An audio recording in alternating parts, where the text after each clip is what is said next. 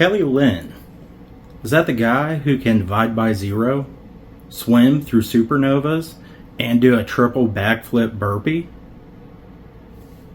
Who is Kelly Lynn?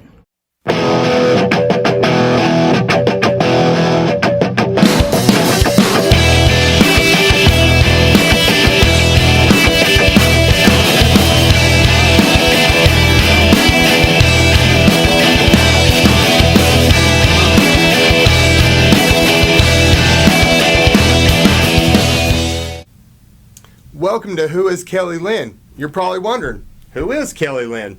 Well, that's me. And I probably have that same question, hence the name of the show. I'm a guy that's lived a crazy purpose-filled life. From lawyer to judge, military, officer, politician, don't hold that against me. But I'm a husband, father, been championship coach. I've done so many crazy things in my life. I feel like I have some value to bring you. And I have some value to bring you through great conversations with people that you know, people that you don't know, everyday Americans that just have amazing stories, people you should know. And we're going to bring you commentary on life, on religion, on politics. I think you'll appreciate my aspect, and maybe you'll help me figure out what I want to be when I grow up here on Who's Kelly Lynn. And today, our first guest is going to be just a regular guy, a 100% disabled American veteran that served with my brother, Captain William Kendall Lynn, which is now deceased. But I always appreciate having any conversations with people that knew my brother outside of the folks that I already know, because we had so many friends together, especially people that served with him. Unfortunately, I never got the chance to serve with him, even though we were in the uniform at the same time. The Captain's Lynn. Anyway, stick with us as I bring you Christopher Sambrotta and an amazing story, an American story, and we'll also touch up on God and politics. We touch on a little bit of everything. I hope you enjoy it, but first, here is a word from our sponsor. TrumpShirt.com. Make yourself look great again in one of these fantastic shirts from TrumpShirt.com. Help defeat the commies by just putting on this all-American shirt and letting everybody know where you stand. 100% of proceeds go to help disabled veterans and veteran charities, and we are a proud sponsor of Who is Kelly Lynn. Enjoy the show. Christopher Sambrotta. Great to meet you. Welcome to Who is Kelly Lynn. How are you today, brother? I'm Chris-tacular. If I was doing any better, they tried to bottle me up and sell me. Yes, sir.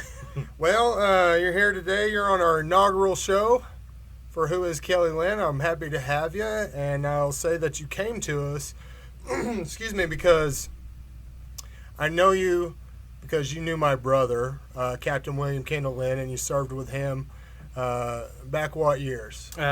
So I got attached to his unit November 2011, and then was there until about March of 2012.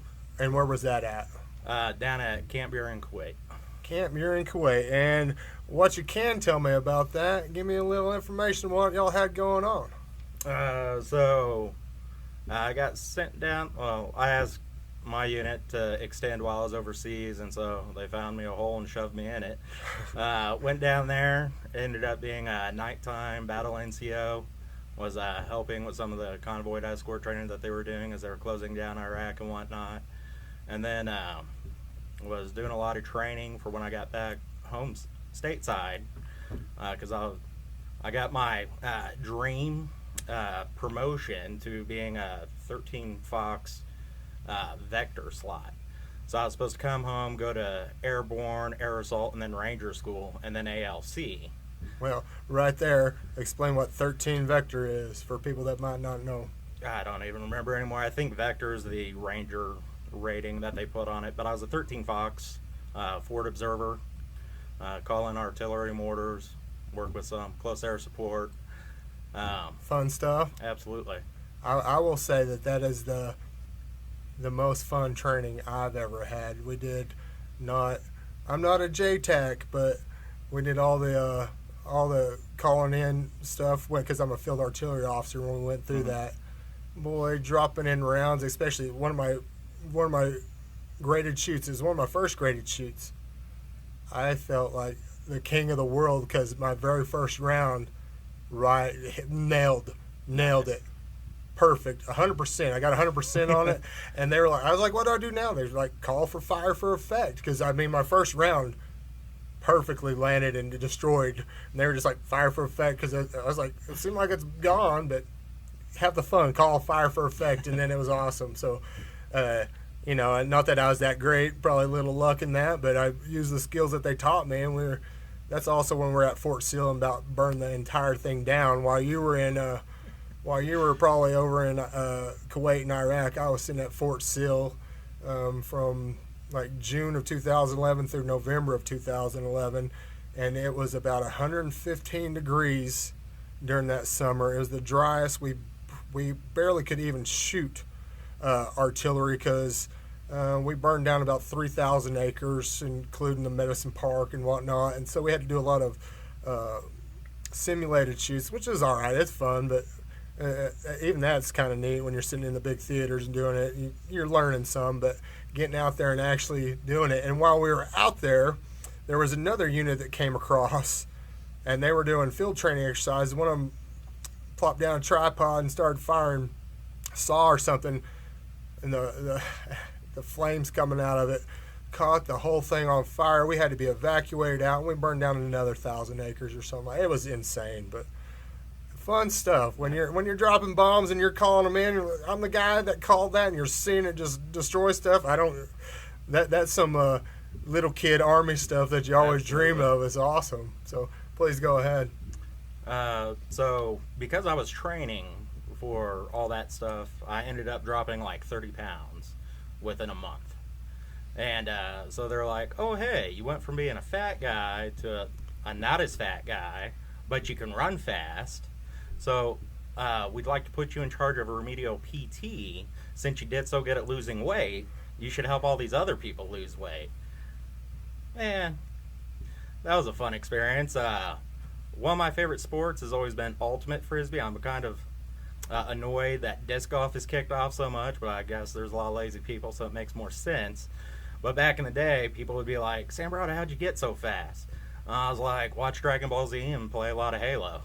And they're just like, what the hell is that? Like, and then they start making fun of me being immature and whatnot, but they didn't know what a sense of humor was. That's fine. But so it's my first day being in charge of the remedial PT guys, and I go out there with ultimate frisbee, and everyone's all excited. I'm like, yeah, we're going to play ultimate frisbee. And I'm like, yeah. But I had a different idea. I just needed to practice throwing because no one could throw it as far as I could, because ultimate frisbee wasn't a big thing back around 2011 and 12. Still not to this day. But so I have all the guys lined up, and so I had my little notepad. I'd have A through like F, and that would signify like different repetitions, and then I'd have like number 1 through 30, and those would be different exercises. So then I'd give guys a chance, be like, hey, pick a number, pick a letter. And because you had to mix it up, because otherwise people are always going to be trying to choose the low thing. But so I was like, okay, so what we're going to do is I'm going to throw this frisbee. First one to get to the frisbee does not have to do the exercise. Everyone else has to do the exercise from their back. And so I get up there, everyone's online, I throw the frisbee. It goes about 60 yards, and the exercise was Iron Mike back. So they didn't really, or I think it was the lunges. And so next time I threw the frisbee, they were fighting for it. So then I had to adjust the rules again and be like, hey, whoever gets the frisbee without stepping on it, bending it, nothing is exempt from it. If you could catch it, even better. But didn't want my frisbee getting messed up because I was in Kuwait and I didn't have anywhere else to get a new ultimate frisbee. Frisbee stores were a little sparse. Absolutely. It was just a good old one I brought home from Indiana, where I'm from. And my favorite thing, I would write AIDS inside of it, and then I throw it to people and say, you caught AIDS. So you're a comedian about like me. Funny ha-ha or funny looking? But both.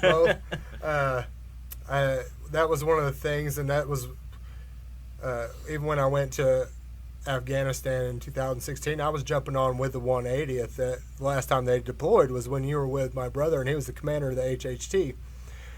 And they're like, what are one of your strengths? Well, levity.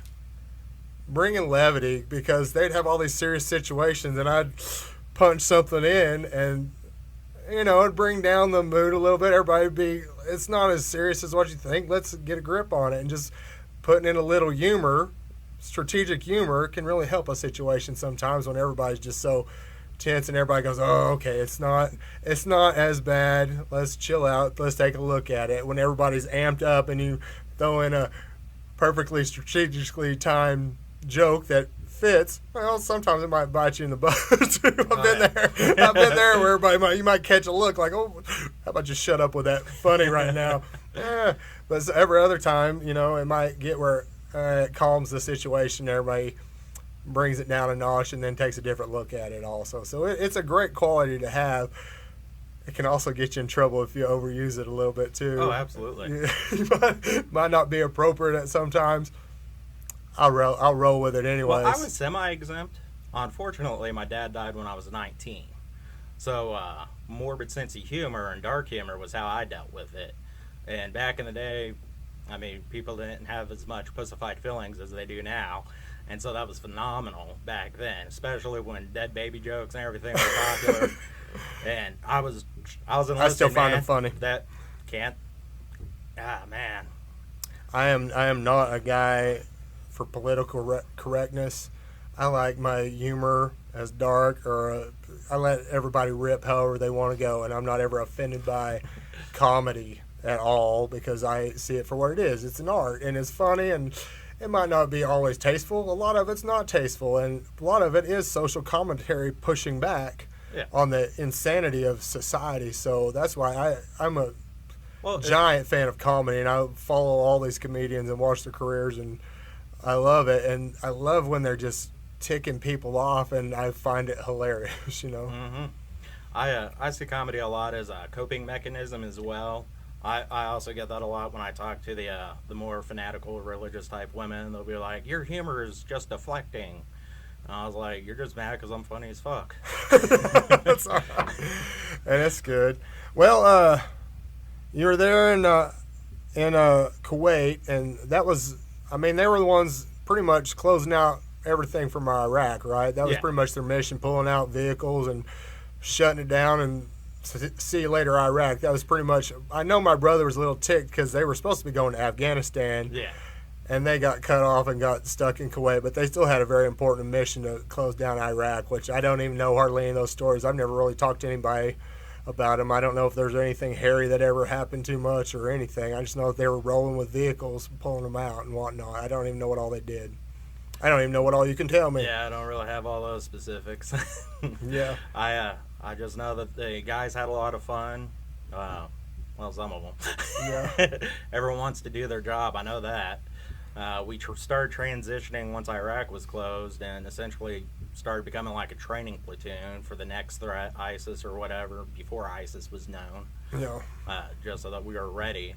So that was pretty nice. How long did you serve? Joined at the age of 17 in 2005, and then I was kicked out for being too fat, apparently, in 2019 when they medically discharged me. Yeah. And, I've had so many friends that served, and they've, man, it is a toll on your body and your mind and whatnot. And they expect a lot out of you, and sometimes they give it back. Like I was telling you earlier, I'm a 100% disabled vet, and I equate it to survivor's guilt almost, because I don't know how else to explain it. But I felt so guilty the day they put me out of the Army because they said, here's your 100%. And boy, I didn't have to go fight for it. I didn't have to go do the hoops through the VA. None of it. And I have known these guys that I've seen them Purple Hearts in wheelchairs that have been blown up. I got buddies that I work with here. David, I don't think he's 100%. He's Purple Heart, but rocked by rockets and all kinds of stuff, and still having to fight for that 100%. And I feel like I look like pretty normal, look pretty healthy guy. Anybody looking at me, they wouldn't think I'm a 100% disabled vet. So it was a little weight on me. And then I thought, hey, you know what? I know a whole lot of other guys. I'd like to help them get there because they deserve it. And there was this thing, this mentality for so long with these people like, hey, that's not for me. I'll save that for those that really need it. Well, no. If you look at our government and how they just squander funds, I would rather every veteran in America get that money before we send it overseas and do all the nonsense that we're doing and giving it to people that have never had any skin in the game, never put in a nickel, and have only been takers the whole time, while you have all these people that have signed a blank check to the government saying, hey, I'm willing to die for you and the American people. We should be taking care of these people with no questions, no problems. And I know there's some guys that take advantage of it, and the malingerers and whatnot, that was their whole goal the whole time. It seemed like, oh, let me get in the army and get injured somehow, and let me get set up for life. And that seems like a terrible plan, but I've seen some that might have accomplished that, and they seem to exacerbate their own symptoms to try to get that money and whatnot. And I'm not for that, but there are so many deserving people that they'll avoid going to get what's entitled to them because they feel guilty about it, like they're taken away from somebody. I was that way. And well, how'd you overcome that? What came to you? I've been really lucky up in Indiana working with a great group of veteran-centric individuals. And I came across a guy who was running a company, Purple Heart 3, and one of his goals was to give people task and purpose. This is an individual who got shot in the head with an RPG, was split his skull, was supposed to be dead, ended up being able to make recovery because they didn't pull the arming pin, had to go through 38 surgeries over 2 years, relearn to read, write, walk, and talk. But him and a fellow Purple Heart recipient that he knew ended up wanting to become armed security guards start an armed security company for veterans to give task and purpose, because a lot of combat arms people, you can't go to the civilian side and say, hey, what's your skill set? Oh, I'm here to shoot the bad guys. And they were like, oh, yeah, we don't want that. Yeah. You can't do that. But you were saying that the infantry backgrounds and whatnot don't translate very well into the civilian field. I can see that. Yeah, unfortunately, especially if you're artillery and a fisker, ain't no chance for you. And not a whole lot to do. Like I was a paladin commander and sending 155s and looking that up in the civilian world on a resume. Hey, there are not too many jobs out there sending 155 rounds downrange or whatever. Well, that was one of the things actually with your brother. Was because he was working as a federal marshal, so I was originally going to come out and get my criminology and homeland security. I was going to go to college for that, and then he's like, once you have that, you come down here, and there's all sorts of openings that we'd be able to, there's a need. And so I was looking forward to that, still training for that, and but ended up getting more and more health issues. So after I came back from Iraq, I was supposed to go to airborne, and I was taking my diagnostic before I went to airborne school, and man, even got the company commander, we're out there running. I get out there about 800 meters and I'm just dying. Couldn't breathe, couldn't figure it out. And then the commander, he was acting like it's just because I was a fat piece of shit.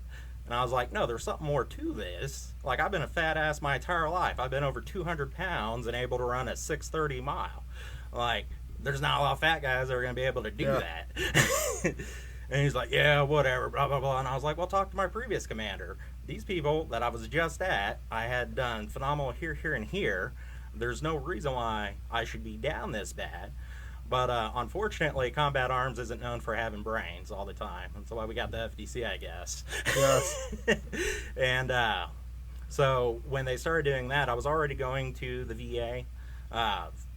Because my first deployment in 2008 is when I initially started having breathing issues from the burn pit exposure, which no one wanted to talk about. There was nothing out there to help people. There was like, oh, you can't breathe. Sucks to suck. Yeah. And brain fart, man. It's all right. You go in the VA and burn pit exposure. Oh, and so that started what that PT test with that new commander of mine started my exit out of the military because I couldn't get a passing PT test because of breathing issues. Then I was stuck at the VA. The VA originally wouldn't give me anything, but I was still allowed to go there and be seen for some stuff. But eventually I ended up getting transferred to a new unit because they were getting rid of the one that I was a part of. It was just being disassembled or something. So I got sent to a new unit. Actually, it was a former infantry guy who now got put in an admin spot who didn't know what the hell to do with me. So he pulled out the book and went by the book and was like, hey, we got to medically discharge this guy going through here, and followed the steps in the process. Now, at that time, I had breathing issues, so they just called it asthma. But when I was in Kuwait in 2011, when I went to TMC, they called it restrictive airway disease from the burn pits, and then that paperwork somehow disappeared after that. Yeah. And so I ended up being demoted because I couldn't pass PT test, and then getting booted. But luckily I appealed it. I went to Washington, D.C.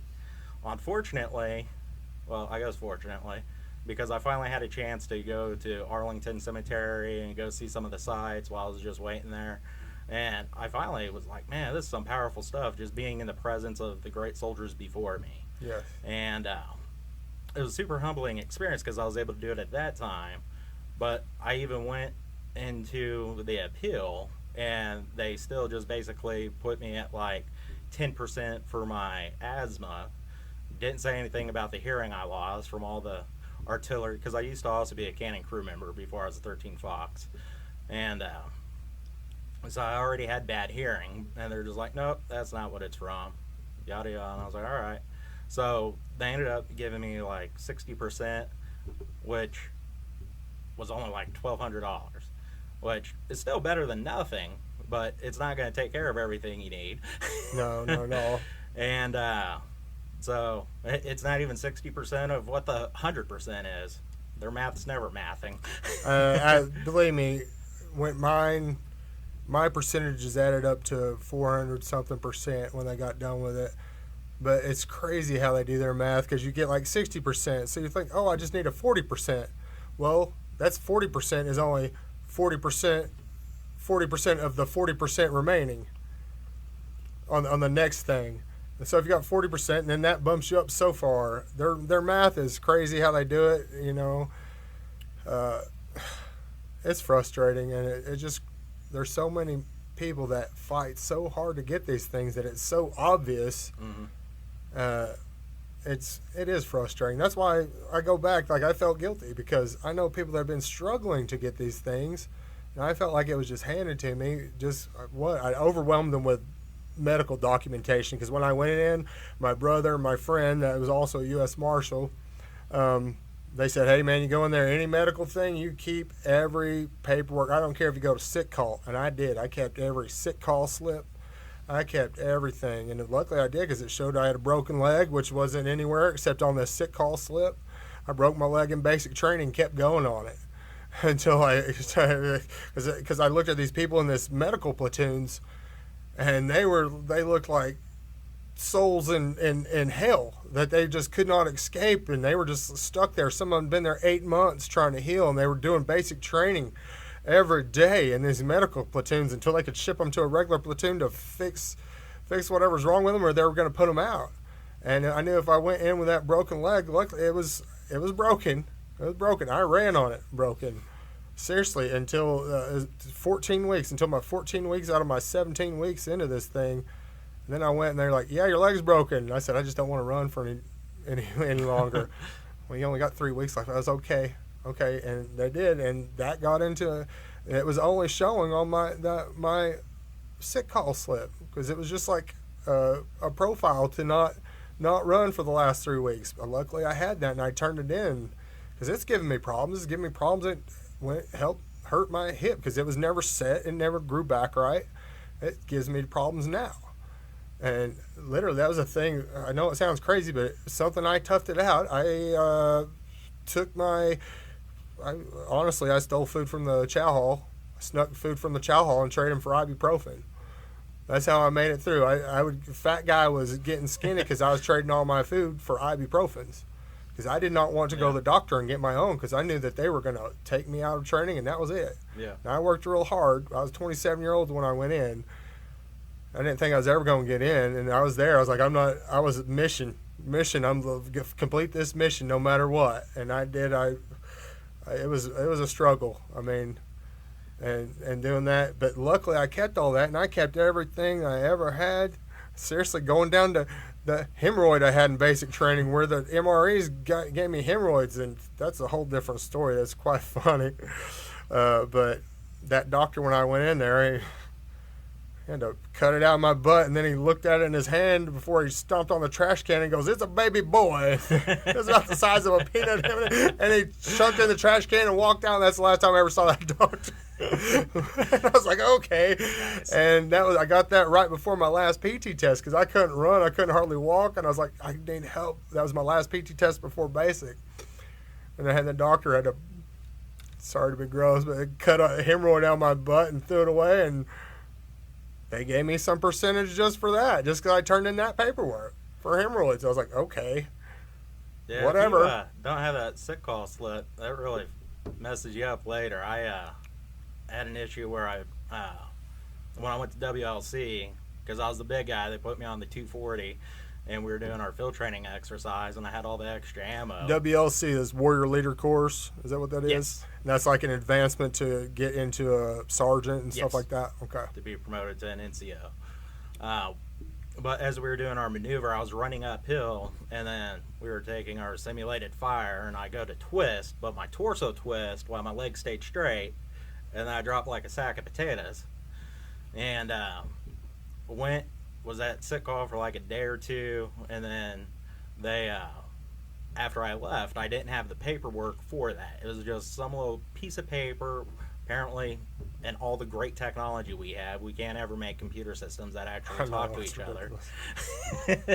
And so while I was getting kicked out for being fat, I couldn't find the paperwork to prove any of that, and they're just like, well, you just have the breathing issues. And so one of my ways of handling that was because I was just being hounded, and we all don't have the greatest coping mechanisms.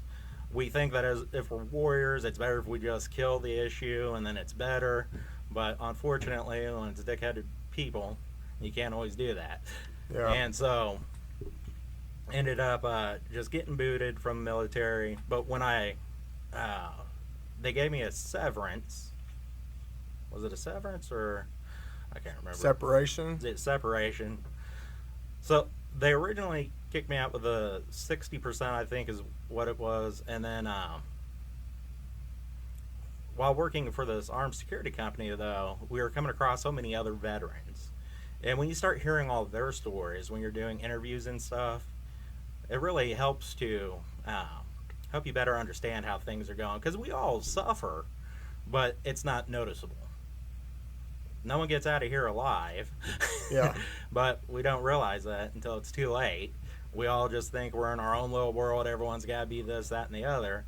But I guess I might have had some worthiness and didn't think I was deserving of love and this, that, and the other shit. And but finally, that's some typical. I'd say that's typical male emotions in some ways. Like you want to be tough. You want to be on your own. You don't want to admit that you might need help from something because you're like, I got this. You don't. We kind of push that off because you're supposed to stand up and do everything on your own as a guy, but it's hard to wrap that around. Mm-hmm. Hey, sometimes I need some help, and that's one thing that I don't know if it's just ego, male ego. There's some of that because we're built to be like, hey, be tough, be strong, push on. Especially when you go through the military, they're like, keep going, be tough, tough it out. oh, your leg fell off back there. Here's an ibuprofen and drink some water. You know, it's the craziest. Like, there's nothing in the world that ibuprofen and water won't fix, according to most military personnel. Like, ibuprofen, drink some water, rub dirt on it, whatever. But you got to realize sometimes it's okay to say, hey, something's not right here. Yeah. I need some help. But you got to get over that. And boy, that's a difficult challenge. Like you're saying, you didn't even want to go get help from the VA because you felt like, that's not for me. I don't want to be one of those guys going, hey, here's my handout. What can you do for me? But realize, man, that is what it's made for. And it's not utilized enough by the people I know that are deserving for it. Absolutely. I can completely agree on that. Damn. All right, my brain just I throw you off track there. Well, you were talking about you had these veterans coming in. Working with the veterans and hearing other people struggle really helped me put stuff into perspective. So with that, I finally was like, all right, well, let's try again. Not at that. So I did try it again, got beat down again, so I went back to woe is me. And then in 2019, came across another veteran that had another program up in Indianapolis that he'd gone through. And it was the first time a veteran had ever asked me what matters. Because people just ain't ready to answer that question when you truly ask them what matters to them. And there's a wide variety of choices that we all choose. And so that got me into a program which ended up ultimately changing my life. I had unfortunately, when my dad died at 19, I went to Iraq.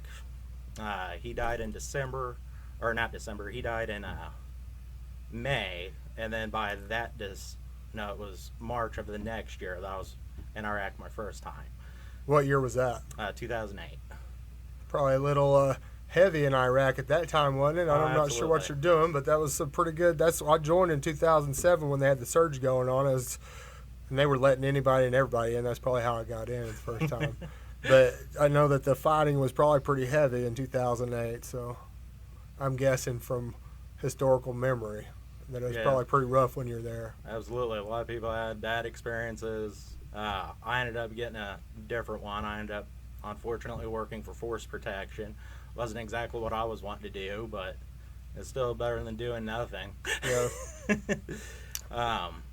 So with my worthiness, so I got into this program, ended up helping me a lot to change my mindset. So then it was essentially like I just got reborn. And this is something completely non-military related, just a great group of people trying to make a difference in the world. Asking people to see what matters to them, and there's other stuff that goes with it. But from there, it ended up changing. So because my dad died in 2007, so me and my sister and my mom, we all handled our grief in different ways and all went off essentially in our own directions. And so my relationship with my mother over the years had been very wavy with some extreme highs and lows. But as COVID kicked off, and that completely changed the paradigm of existence, I started seeing a lot of different things going on, which finally made me start thinking that, hey, if they're just going to be wasting all this money, then maybe I should go and try to get this. Indeed. And they'd always talk about having a burn pit registry, and nothing ever happened with that. Every time I tried to find out, signed up for the Million Veteran Program, never heard anything different about my blood and whatever else they took from me. Probably took and make me a clone somewhere.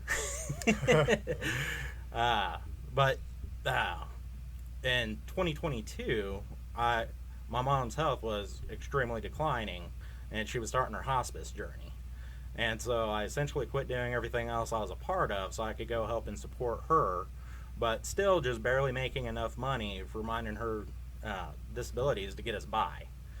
And it wasn't until last year, 2023, in November, that we had a new clinic open up in Terre Haute, Indiana, and they were talking about the PACT Act. So I went down there, got my blood taken, to start over again to see because there's a lot of presumptive issues. So having asthma is one of them. But that wasn't what bumped my percentage. But going through that process ended up helping to increase my percentage. And so right in the end of April, I essentially got backdated my 3 months of 100% because they bumped it to 100%. I got that lump sum, and I was like, hell yeah. Now I can do shit. I've been wanting to take my mom on trips. Started planning a Gatlinburg trip that day that I got it. And unfortunately, I was out working and came home, and people had messaged me that my mom was in the hospital. For some reason, no one could fucking call. And so I don't see it until it's too late, and she ended up passing away this past May. Sorry to hear that, brother. Well, it sucks. But my dad was an extremely loving man. He fought to be with my mom. She didn't even tell him originally that he had a kid because he was in prison. Really? And some of the best people I've ever met in my life have been in prison. I don't judge anybody about that. Well, that's a whole different... Well, usually they're the more fun people. Well, sometimes I've just met some people, and they might have needed some prison. Yeah. But they come out, and some of them have come out way fantastical humans. That's not the story for everybody. But I've met some people that they did change their life in prison and came out and have been some of the most productive citizens ever since. I'm a judge, and I'm an attorney. I have tons of friends that have been in prison, and I love them dearly. And I don't think anything about them. People make mistakes. Mm-hmm. But if they pay for their mistakes, how long are we going to staple that mistake to them and wear it like a scarlet letter? Absolutely. We have to be able to forgive and forget and move on. Not saying it depends on the crime too. Yeah, a lot of them are situational. I get it. Situational, I'm not saying there's plenty of people that'll be like, okay, cool, I'm glad you're out. I don't ever want to be around you ever, or my kids or anybody around you. There's plenty of those people too. I wish you well in life and I hope you do okay, but I don't want to be around you. But there's some that have been in for stupid things like drugs or something dumb that I don't think we should ever put people in prison for. And they come out and so what? They were messing up. Yeah, they were on some drug charges. And then they popped hot while they're on probation. They're going to send them to prison because they're still an addict. You're putting addicts in prison? Is that the place for them? Where there's more drugs in there?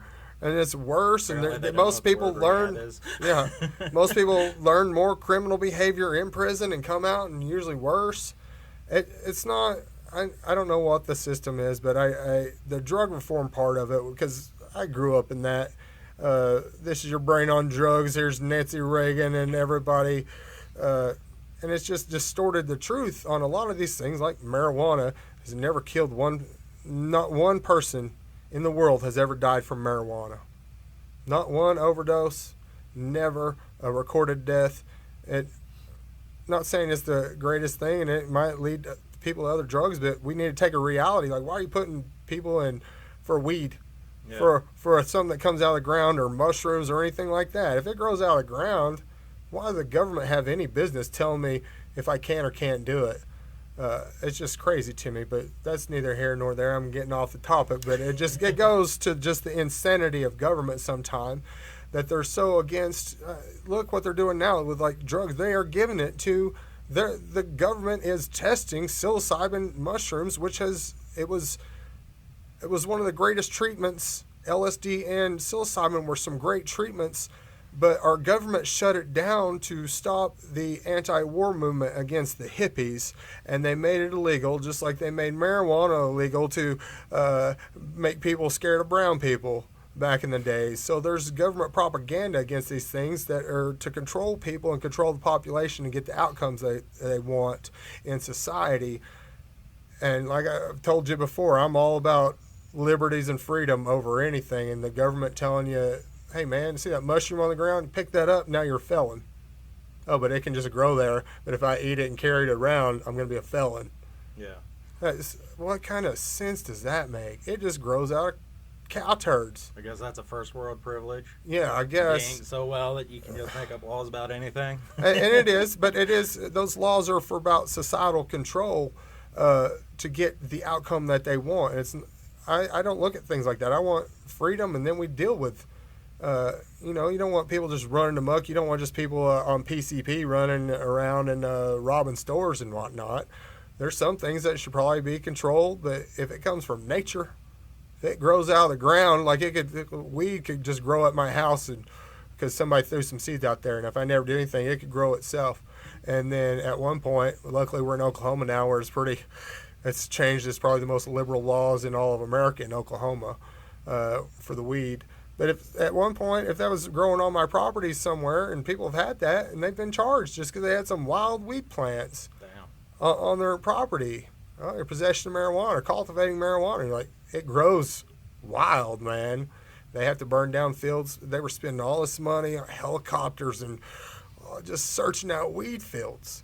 It's insane. It's insane. What a waste of taxpayer money to me. But I know we digress. I don't remember where. So, my dad my dad chased down my mom, ended up finding us, and ended up coming and visiting a few times. It was actually funny because he ended up leaving again for a minute. And when I was going to school at Carlisle, Pennsylvania, I had a school called Leetort.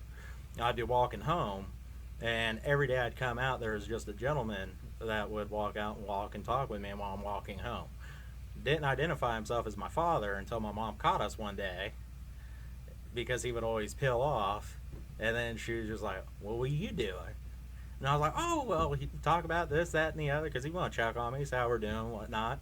And so that was cool, but that essentially sparked them getting back together.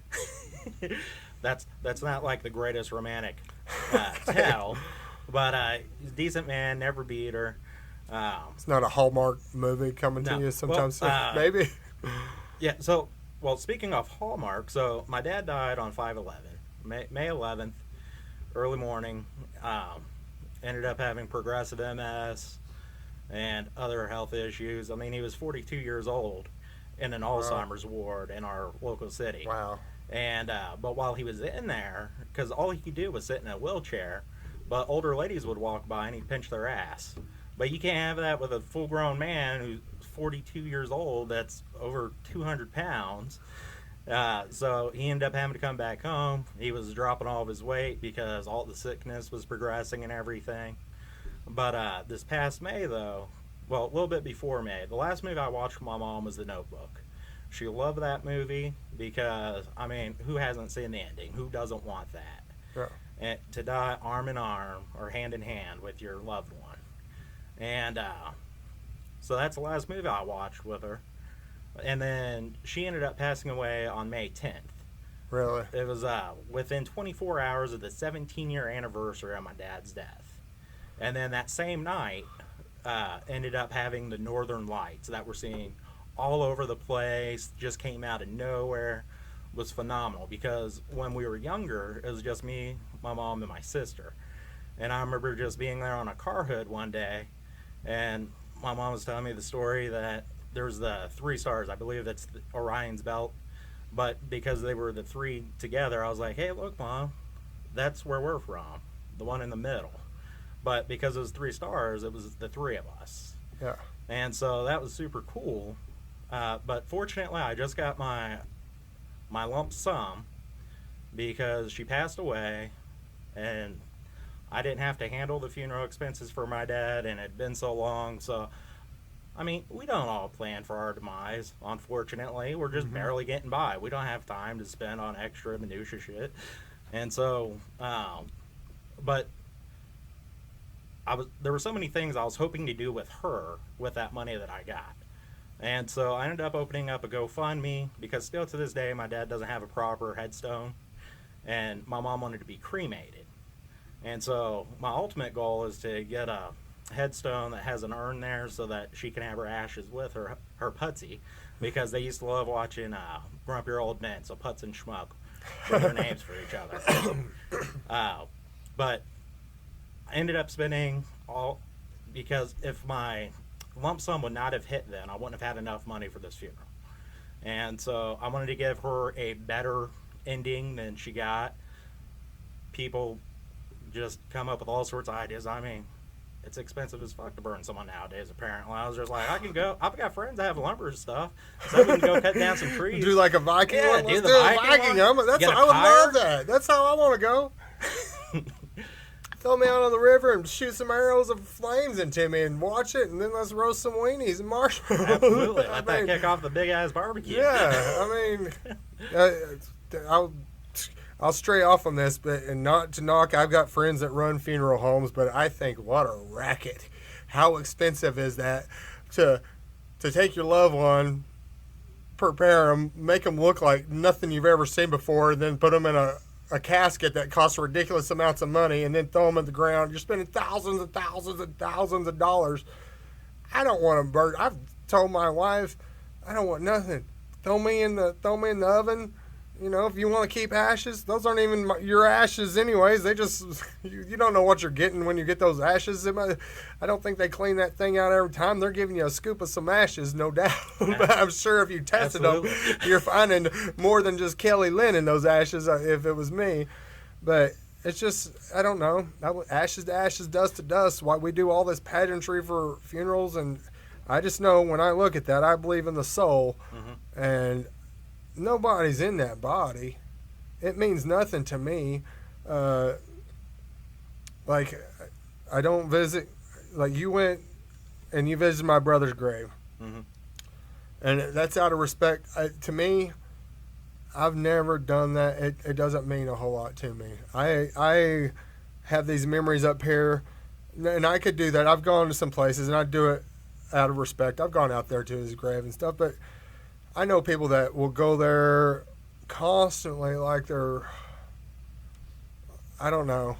I'm not knocking anybody. I think it's just about being back in the presence of where you think your loved one is. I mean, because I get that. If the soul's outside the body, and whatever biomaterial you have now becomes the grass and everything else that's in that area, Perhaps, especially yeah. if you're buried. I mean, what else does decomposition do? That's another one. Have you seen that where they will It'll turn you into a tree. tree? and a That's what I haunted want. tourist. That's what I went on.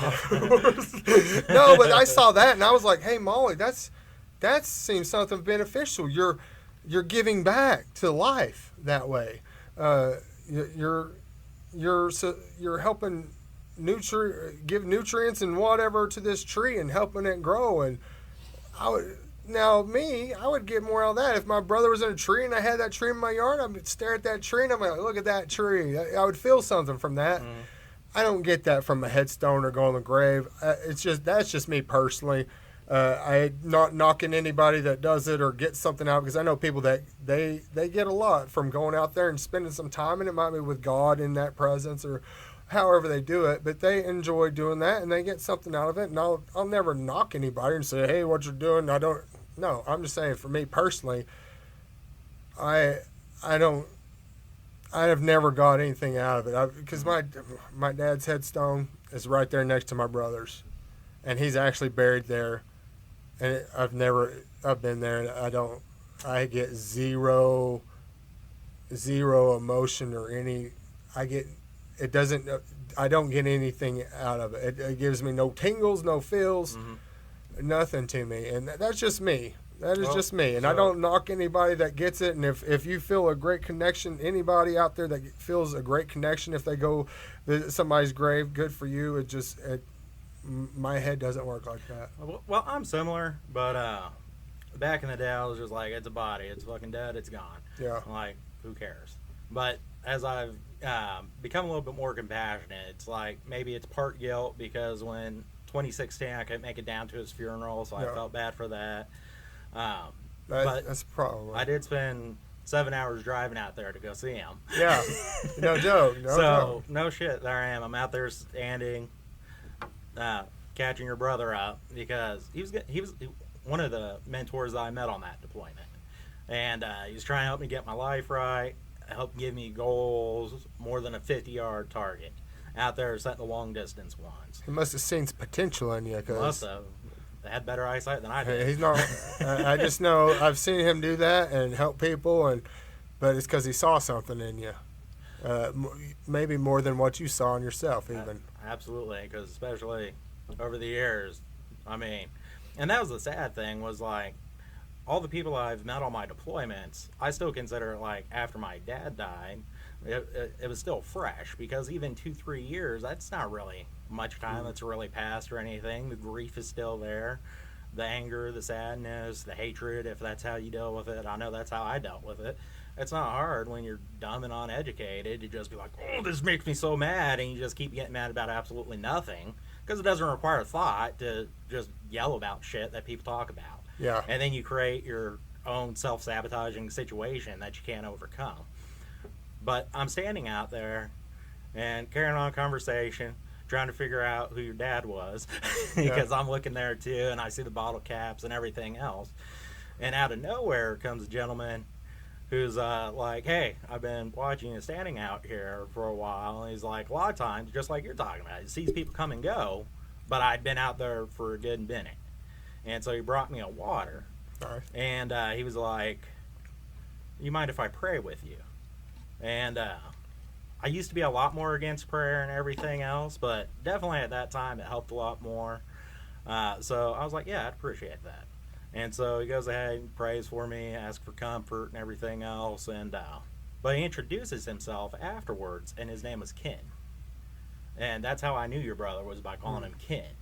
And I was like, dude, you can't fucking make this shit up. I was looking up the thing because I wasn't there to see him die in combat or anything like that. So I was like, what's the appropriate thing in here? So I get a dime since you served with him. But it was dated 1977, which was just a year after he was born, which I thought was rather unique. Nice. So it's stuff like that there's signs out there of things bigger than us if you can keep from getting distracted at whatever the new shiny object is everyone wants to throw in front of them. That's what I was going to ask you. When that stuff with your mom and the Northern Lights, did that make you feel something from God or the universe or something like that? You got to, because I mean, that's unexplainable stuff unless you put it in that context. It is extremely profound. So with being overweight, with all the health issues that I've had, it wasn't like the old days where I could just throw on sweatpants, sweatshirt, go do jumping jacks and burpees in a fucking sauna to sweat and lose weight. So now these are the pounds that just don't want to go away. Yeah. So I was getting back into hiking, and I'd want to take my mom to these hikes. My sister lived in Colorado, very beautiful. My mom had breathing issues as well, so we couldn't take her there. But that was one of the things that she wanted to do. I mean, as soon as I got that money from the VA, I'm sitting there, I'm like, all right, where am I going to find a triangle stroller? We're going to get cans of air. I'm going to push her ass up here. She's going to see stuff. Nice. And we'd already talked about, as she passed away, because she wanted to be cremated, that me and my sister were going to get some of her ashes. And I was like, well, at least that way you'll be light as hell once I'm carrying you around. But I would have much preferred to push her up the mountain than just walking around with her on this little necklace right now. Yeah, no doubt. And but it is profound because when you go to I found so much more peace in forest and out hiking. And so now with the Northern Lights, it's like my mom's like, hey, it's everywhere. I am now a part of everything, just like God. If you want that belief that when we die we all become one, we're all part of Source, we're all part of everything. We've got some of the stardust particles from camel crap 2 trillion miles away and whatever other unexplored galaxies we have. Apparently everything's all part of something. There's definitely something bigger to us. My Batman powers hasn't kicked in with both my parents being dead. Maybe I read that wrong. I don't know. Maybe there's another superhero, or maybe Chris-tacular is who I'm meant to be. Chris-tacular. I got to be my own. Yeah. I got my curls of chaos. But my mom not being here, she's actually here with me everywhere. I mean, I do have her in a necklace, so I'm like, damn, I hope this doesn't trap your soul here and you didn't get to go to heaven.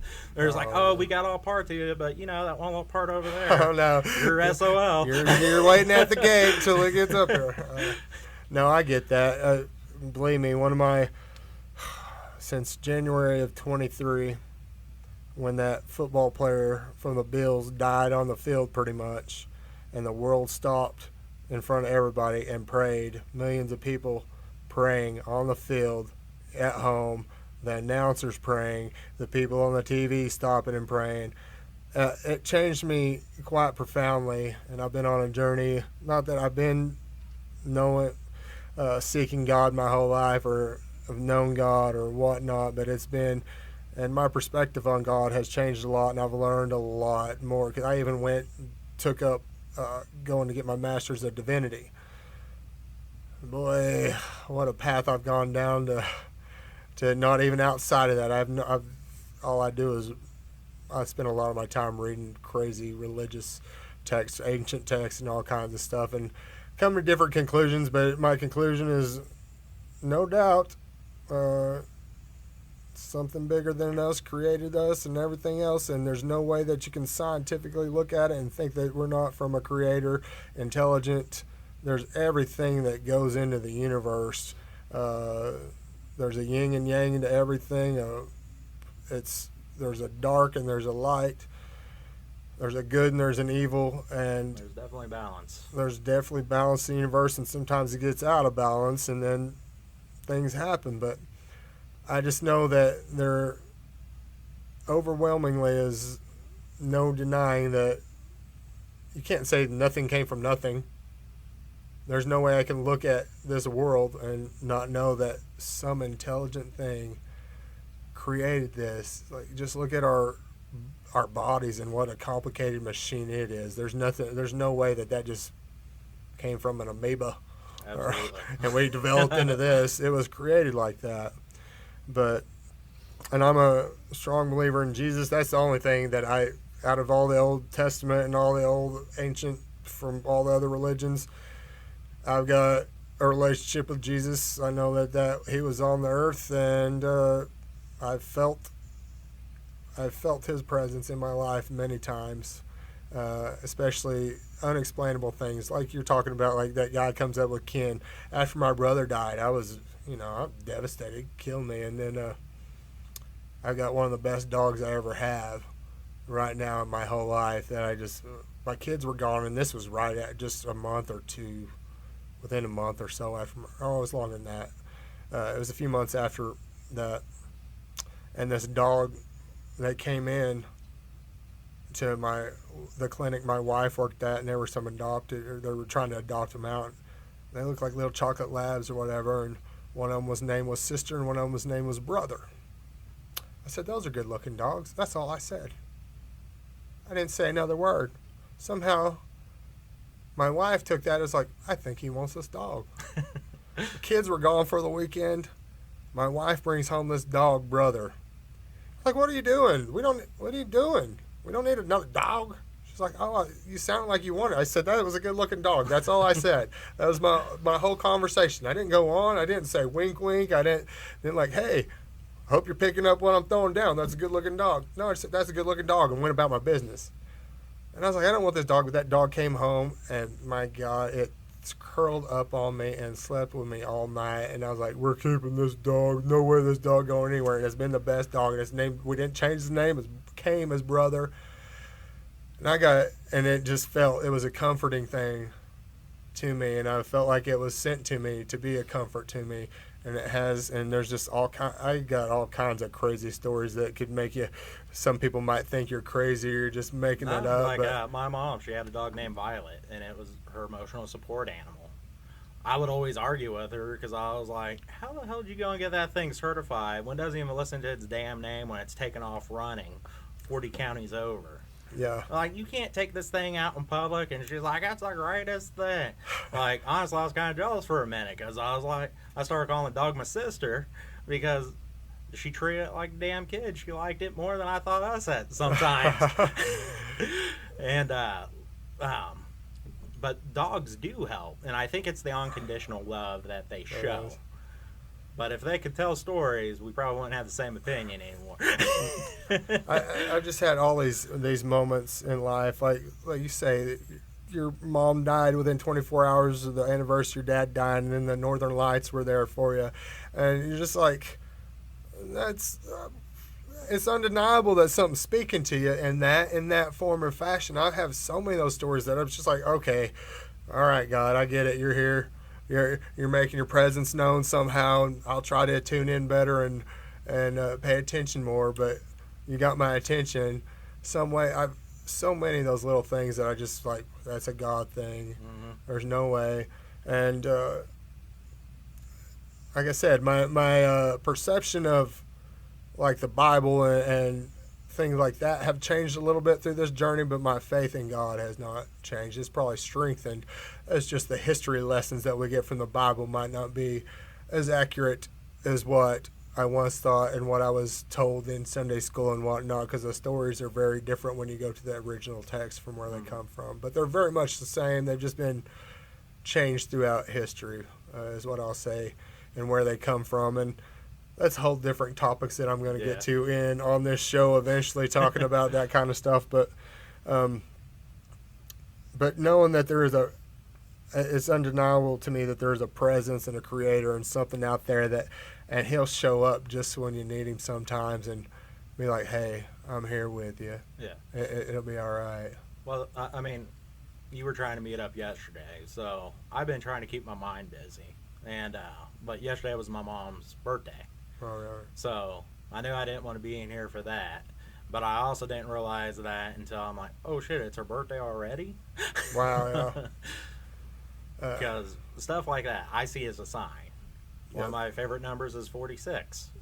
Legacy 46 is one of the things that me and my mom always talked about, because I've tried to get back into running. So you can jog, walk, run, a mini marathon. So that's what I was doing. I was like, hey, Mom, we got to get our health back together. This is one of the things I want to do, because I see how I was getting screwed over by the VA system. I see how you're getting all these issues not really fixed, because no one actually comes up with a full cure. They give you stuff to manage things, but if you want anything solved, you got to figure it out yourself, just like the rest of life. Yeah. They give you enough material to go off of if you can put the pieces together. But a lot of us, we got this tunnel vision. We don't see all the other pieces that are out there, numbers, synchronicities, and other things that talk to our soul or that's communicating with us. That is one thing that, like I say, this journey has opened up my eyes and my perception to see these little things that I never would have noticed before. And it's just God, like, hey, hello, just, oh, here's me again.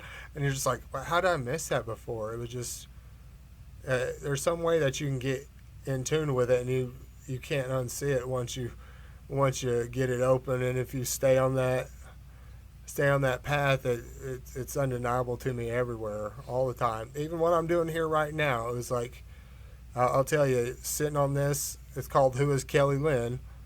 Because like I told you, I have no idea. I've done all these crazy things in life. I'm not those things. Those are things I do or things I've done, but I don't define myself by those. Yeah. All these things I've done in life. And I feel all of that was preparation for what we're sitting here doing right now. Being able to bring, besides just talking to people, be able to put a voice out there and truth. And what I'll say is like my brother, he probably encouraged you, right? That's what I'll tell you. When we were younger, anytime we went out, like going out on the town or whatever, it wasn't just me, it was all my brother's buddies also. Our courage grew a little bit when he was out there with us. Our smack talk might have got a little bit smackier when he was out there, because I'd say this, I've never seen anybody like my brother. And if you ever talk to any of our friends that we were growing up, I mean, we were in bars at 15. I was hanging out at 15 till 3 o'clock in the morning with the bouncers, and it was Roadhouse. I was living Patrick Swayze's life when I was 15 years old. I mean, that's all we did. We would be in bars and fist fight, and we all grew about 6 inches if Kendall was with us, because, I mean, I literally watched that dude mop the floor with 3 or 4 people at a time, and then we're like, hey, nobody else wants them, we're leaving, okay? And that was a repeated thing, and like all my friends, so everybody got a little bit taller if he was around, is what I'm saying. But I seen him do that in life, like what you're talking about, that he would get people encouraged, and they'd feel more confident, and then they'd go do something in life that they might not have done if he wouldn't have been like, you got this, you can go do it, here's what you need to do, let's go.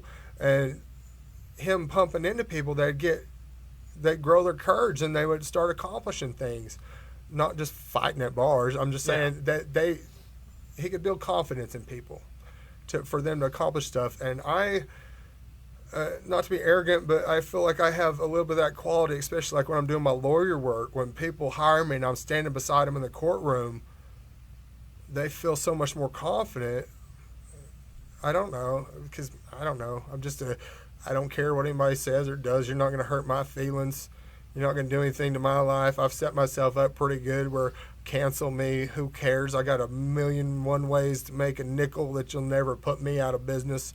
Is I'll start a new business, something you never thought of. So I'm not worried what people say or their opinions about me.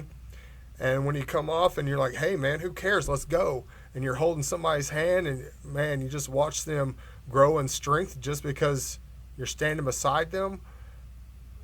Being able to give that confidence off to somebody and then see them blossom in that, man, that is a rewarding experience. And that's probably – my brother probably got some of that too when he was like, let me pour into some of these people, see what they go. Because it's rewarding if you see the potential in somebody and you can get them the confidence to execute what you see in them. Like, I know you can do this. Why don't you know you can do this? That's the crazy thing. It's always easier to see the potential in others instead of our own selves. But me, like, when it go back to me, it's like, I don't know where I just gotta, like, that sounds neat, let's go do it. That sounds neat. I've never been like, this is what I want to do for my whole life, I'm going to commit to that. I don't know. I've never been like that. My wife is the only thing that I know I can commit to for the rest of my life. I'm good with her. Never get old or bored or anything. But some jobs, they might seem like, I'm not knocking anybody that does factory work. It's just something I couldn't do. You go and clock in for 30 years and doing the same job over and over. I'm a wanderlust explorer, adventurer. How I've even locked down, how I even went through law school to think like I'm going to do that, committed to that. I don't know how I ever made it through 14 and a half years in the military till they said, hey, get out of here, you're broken. I want to do something. I'm like, oh, okay, cool, I did that. What's next? But I've somehow done this law thing for a while. I don't know how long I'll do that. We're doing good work for people. And like I said, we build confidence in people, and we through that job, it's the craziest thing. I take on everybody's biggest problem in their lives, big, giant problems in their life.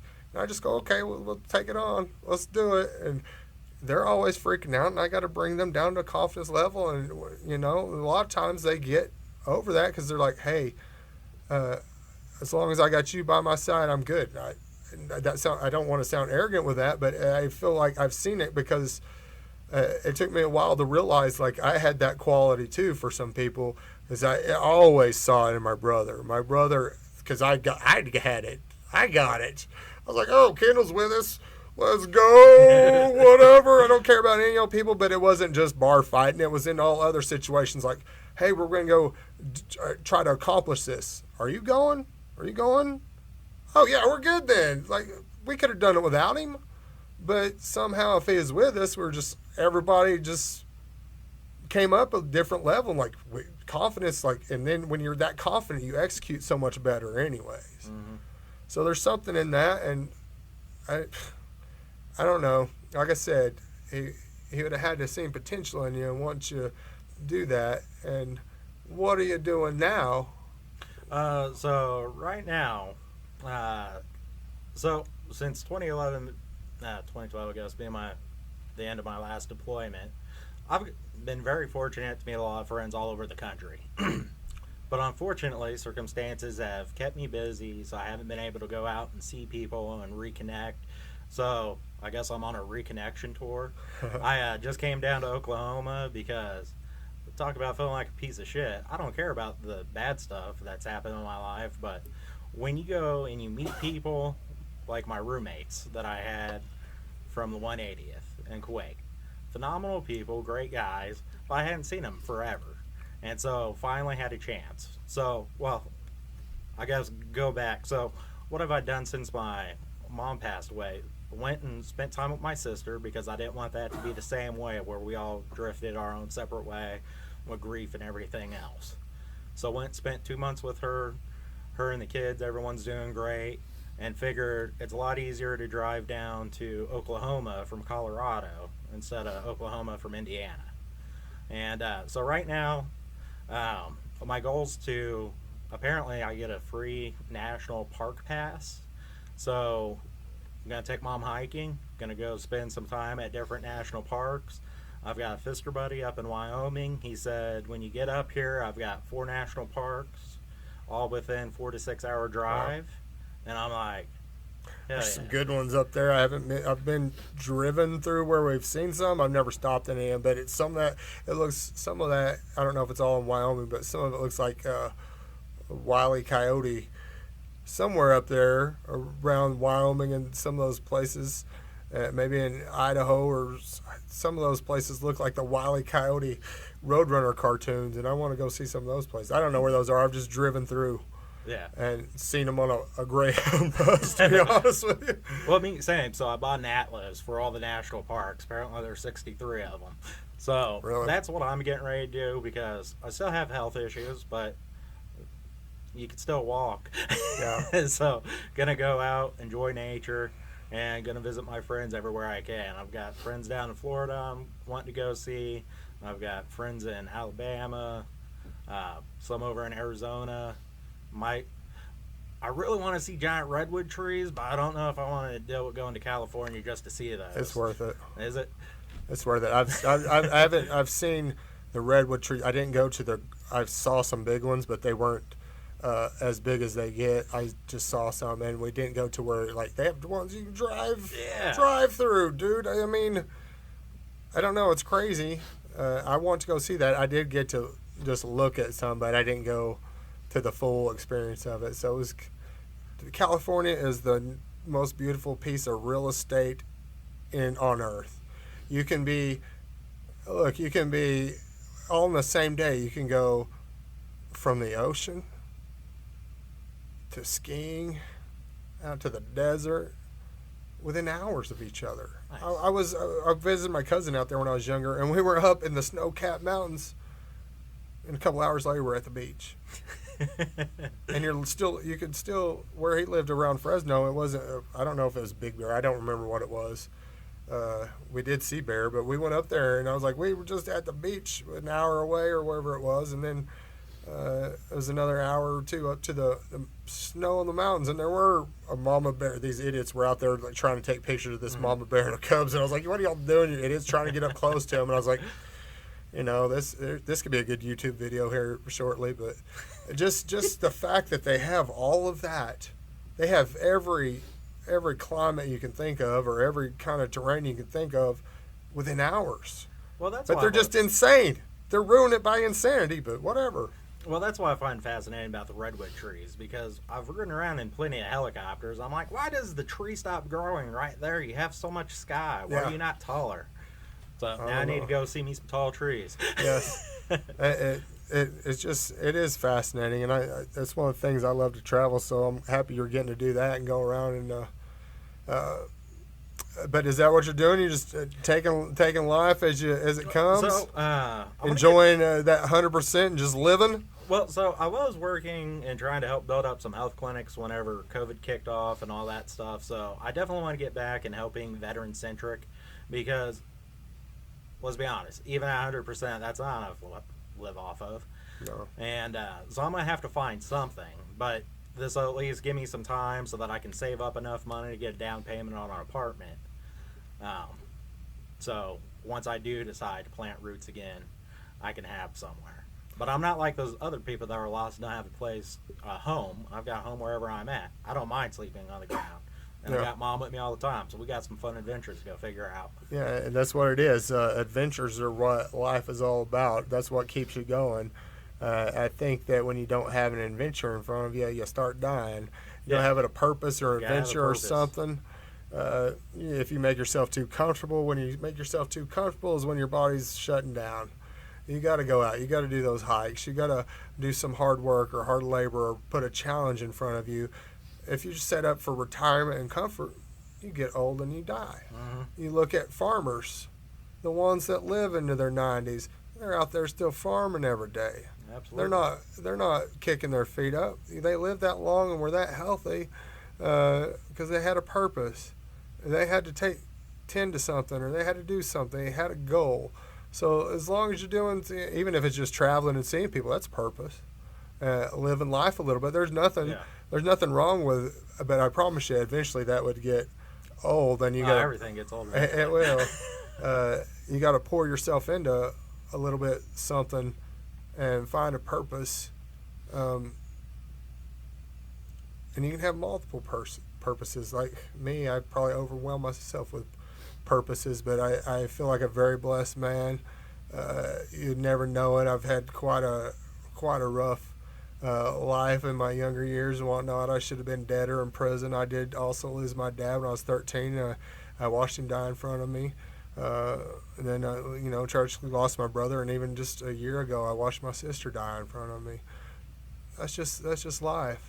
But you can't let those moments just control you. You still have to live. You still have other people that want to see you succeed and want your love and want you to contribute into the world. And a lot of times that's the bad thing. People collapse inside themselves and they just hole up, and they're just not good for themselves or anybody else. And I get the mental health aspect of that, but the way you get out of that is you got to break out. You got to get out, exercise, give yourself a purpose, find something to put yourself into, to where you're not just dwelling on these bad things that happen in life, because it's easy to do. If you just sit there and want to concentrate on the darkness and not seek the light. And I promise you, even the smallest amount of light will extinguish the greatest amount of darkness. This room was completely dark, and if you just turned on your light on your cell phone, instantly darkness just flees from it. And that's the same thing with our emotions when we're looking at God and everything like that. If you sit there in the darkness and you just dwell in it, and it'll eat you alive. It'll eat you alive, and it'll cause you health problems and all kinds of stuff. And you've got to go out there, no matter what. You can overcome it, and you can find. That's what I've been good at, is finding the silver lining in anything bad, and I've always been able to apply that and make something positive out of it. Pardon my language, a shit sandwich. I'd say that's one of my better life skills. It's like, sucks. Oh my God, this is terrible.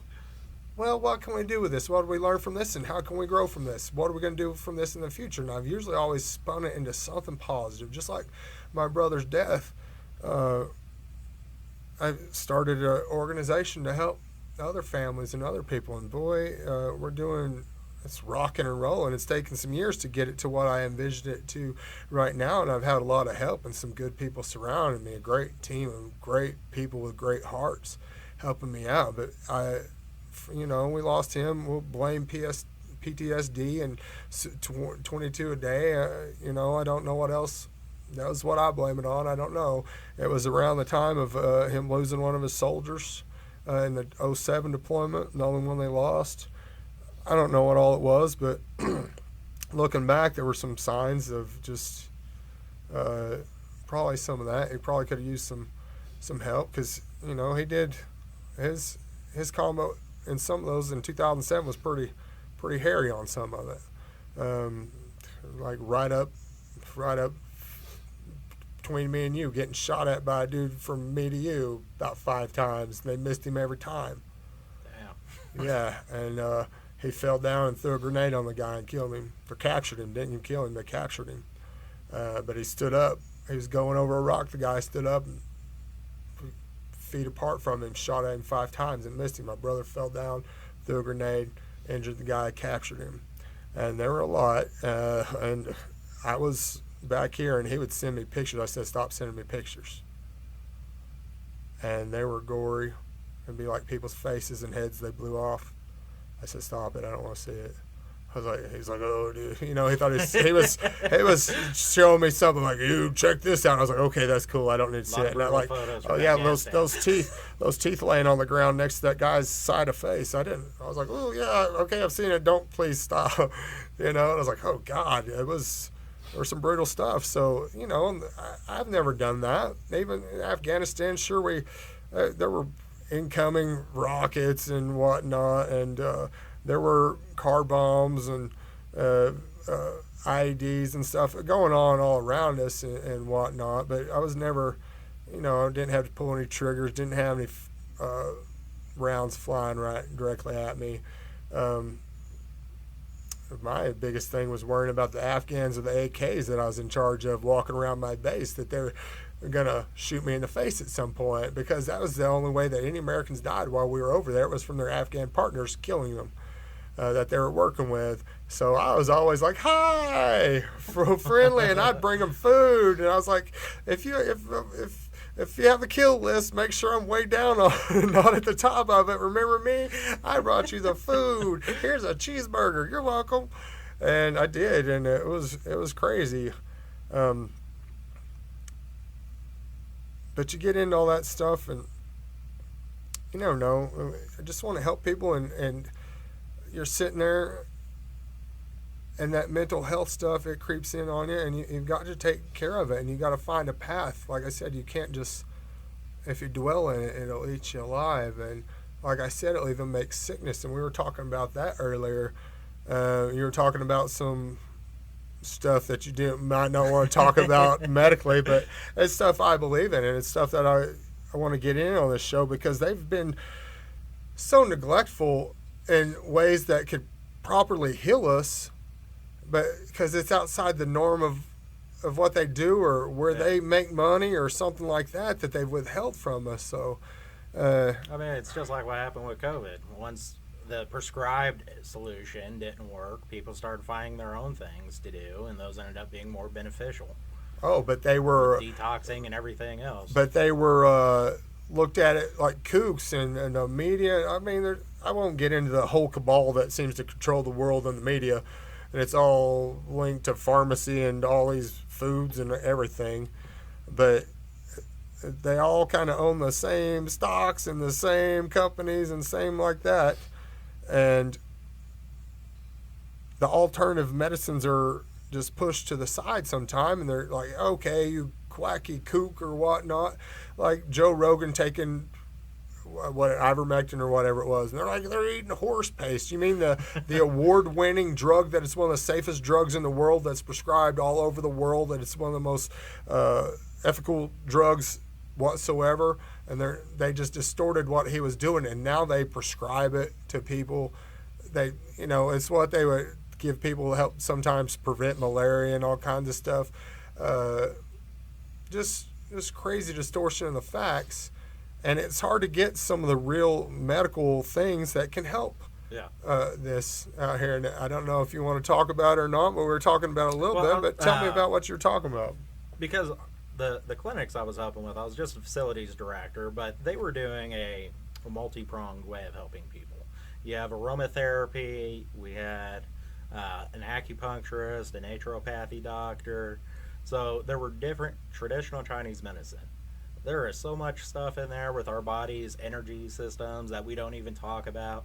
Everyone's like, oh, the chakras are all wushu, whatever you want to call it. But also, if you look at the body's magnetic field, it also comes in on those exact points, which I found rather odd. And even something as simple as changing what you're drinking. If it has higher pH, not being as acidic. Because, I mean, our bodies are an aquarium. 70% water. I mean, shit, that's what they taught us when you shoot them. Shoot them, double tap. Instead of throwing one pebble in the pond, it's hitting two. It creates a whole bunch of ripples and drops you like a sack of potatoes. Yeah. But once you start changing that, you're like, oh, I'm not getting as sick as much. Like, I can be this big, but it's because I drink so much water that now whenever I go, because I didn't know Colorado was high desert, I was like, all these beautiful mountains fucking trick me. Yeah. I'm like, it's hot as shit up here. And I come down here and it's not much better, but whatever. Yeah. It's the water that helps.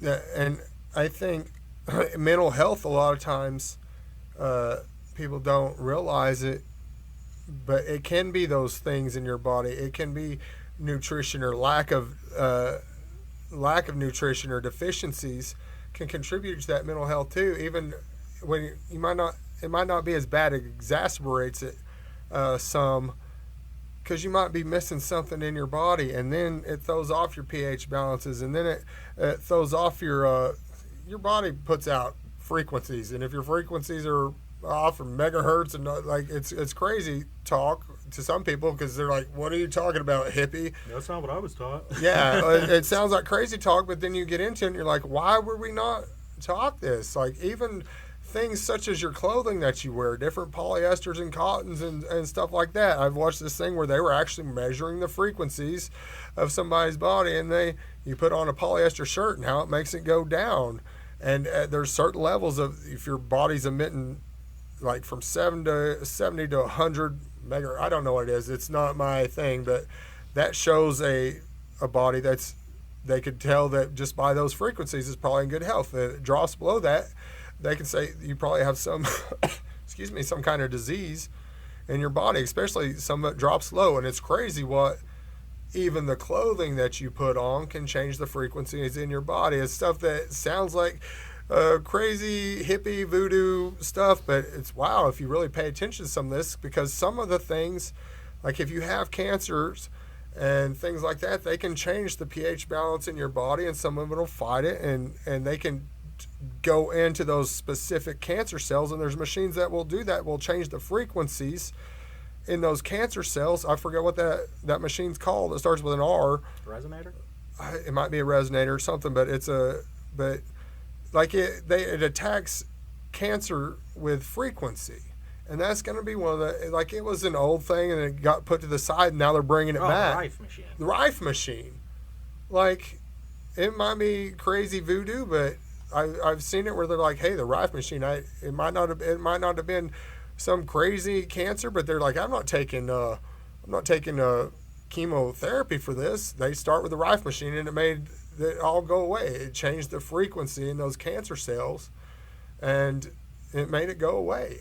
So I don't think that the Rife machine is not a refillable product like a chemotherapy thing, and they don't get as much money out of it because you could just have one.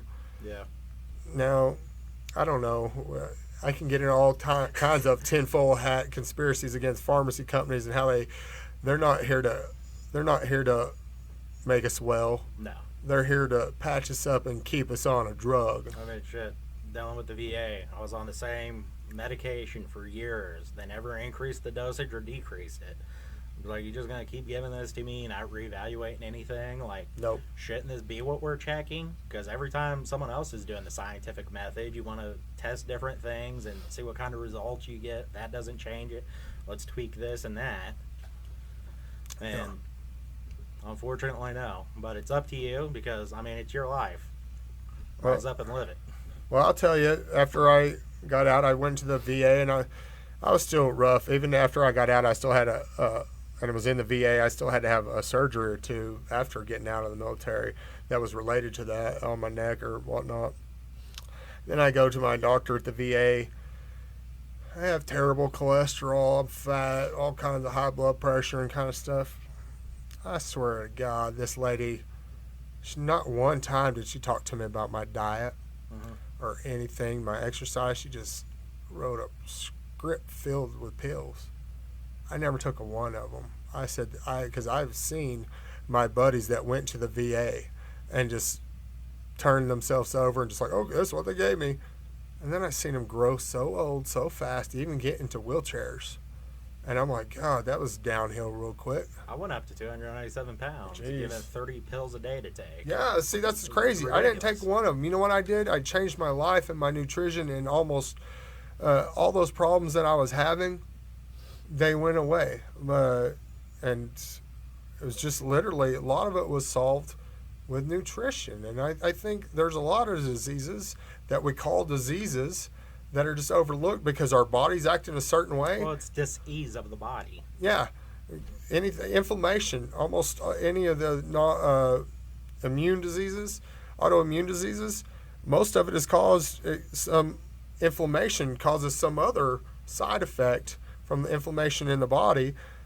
And it's coming out now that nutrition can, or eating the right foods, and Yeah, literally anti-inflammatory foods. yes, I'll tell you that. and it can fix a lot of these. I mean, I'm a nerd that looks and studies this, or at least not in depth. I watch really smart people that know what they're talking about, and I soak it in as much as I can because that's what changed my life. It changed my life. Like we were talking before, me walking down the street, you wouldn't know that I'm a 100% disabled guy. I look pretty normal. I mean, I'm still beat up physically, joints and all that stuff, but my inside process I've never felt healthier in my life. My metabolism's never worked. This is the first time in my life I've ever had a metabolism. I was a little fat kid that I was just fat. It didn't matter. A spare one? Huh? You got a spare one? No, I can show you. I can show you how to get it cranked up. It's one thing, at least for me. It's one thing I have finally figured out in my life, how to eat all the food I want, and like I have a problem keeping weight on. I quit drinking beer recently. I switched to non-alcoholic beer, and for no reason. I drink beer just because I love beer. I could wake up and drink beer for breakfast. It has nothing to do with the booze. I just like the taste of beer. I like the non-alcoholic beer just as much. It doesn't mean I'm never going to drink booze again. It's just I like to drink beer so much. I didn't want to. It had nothing to do with alcohol. I drink 4, 5, 6 Michelob Ultras or whatever over hours. It's not like I was even getting a buzz. My wife's like, "Why you drink that beer?" And one of them was like, "I'm trying to keep weight on me." Because like I wanted to be over 200 something pounds, but if I quit, it just starts falling off of me. That was not a problem I ever had in my life, right? I switched to non-alcoholic beer just because I like the taste of the beer, and like literally, if I want one for breakfast, I don't. Seriously, it's my favorite beverage. When I eat something, I want a beer. When I get home from work, I want a beer. It has nothing to do with alcohol. I got all kinds of booze in my house. I don't ever touch it. Like hard liquor and stuff, some nice whiskeys and stuff people give me. It sits there until somebody comes over and I give it to them. And there's no reason for that except I just started feeling more healthy. And believe me, there's going to be times I'm about to go on vacation down to Texas and see the ocean. I'm probably going to have a drink or two just to kick back and enjoy. Yeah. And I'm going to drink a ton of non-alcoholic beer also. And that's it. It had nothing to do with my health or anything. It's just I want to be able to enjoy myself without limiting myself, but do it in a healthy way too. Now if I was drinking a 12-pack every single day, that's not gonna. You're gonna feel bad for one. You're dehydrating yourself. You're not getting the water. You're not gonna do as good. And if you're dependent on that, you're gonna feel it. Is what I'm saying. Just from the alcohol, like I said, mine was just I like the flavor of beer. I swear it's one of my favorite things. I love my wife and I love beer too. It's probably second. I maybe throw my kids in there, maybe my dog, but literally that's how bad it is. I used to like alcohol a little too much too. Well, and me too. I've been a booze hound my whole life. That's what we did when I was 14, 15 years old. What do we do? I've been drinking ever since then. I've had some breaks here and there but I enjoy fun. We've got in trouble. We've had lots of fun with alcohol. It's a mixed bag, but just pounding the booze and going hardcore like I've done for the last 40 years, and because believe me, I have fun. Go out to the bar, have some fun, enjoy it. Now I've got 2 kids old enough to have a drink with me. I have fun with them. I'm going to go hang out with them the next couple of weeks. I'll probably have a drink with them. I probably might just sit. Like I've gone out with my buddies and sat at the bar. I had non-alcoholic beer and I had just as much fun. Yeah. Because what was I doing? I was only going to drink a couple of these Michelob Ultras anyways. Well, and that's the weird thing is it's this legal stuff that ends up causing more of these long-term health conditions that someone else is benefiting from that we ain't. It's true. There's so many medicines out there that They feel like it's your only option, and they're going to give you this pill or something. And it Everyone wants a wrecks better you. pill. I get it. It wrecks you, though. Some of them wreck you, and there's all kinds of. They're all kind of holistic medicines that can do the same thing. Like crazy for blood pressure, I could get off my blood pressure medicine, and I probably only take it because I still use nicotine.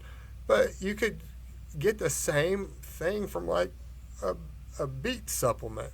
Would do the exact same thing that pill does, and it's natural. There's things like that. Why is the doctor not saying, here's your beet supplements instead of this pharmaceutical medication? Yeah. Because it does the same thing. There's things that, where do you think they get these chemical compounds from? They get it from nature, and then they synthesize it and put it in a pill format and as chemicals, and they make a lot of money off of it. Tinfoil hat, I'm telling you. Most of the pharmaceutical things you can find it in nature. Yep.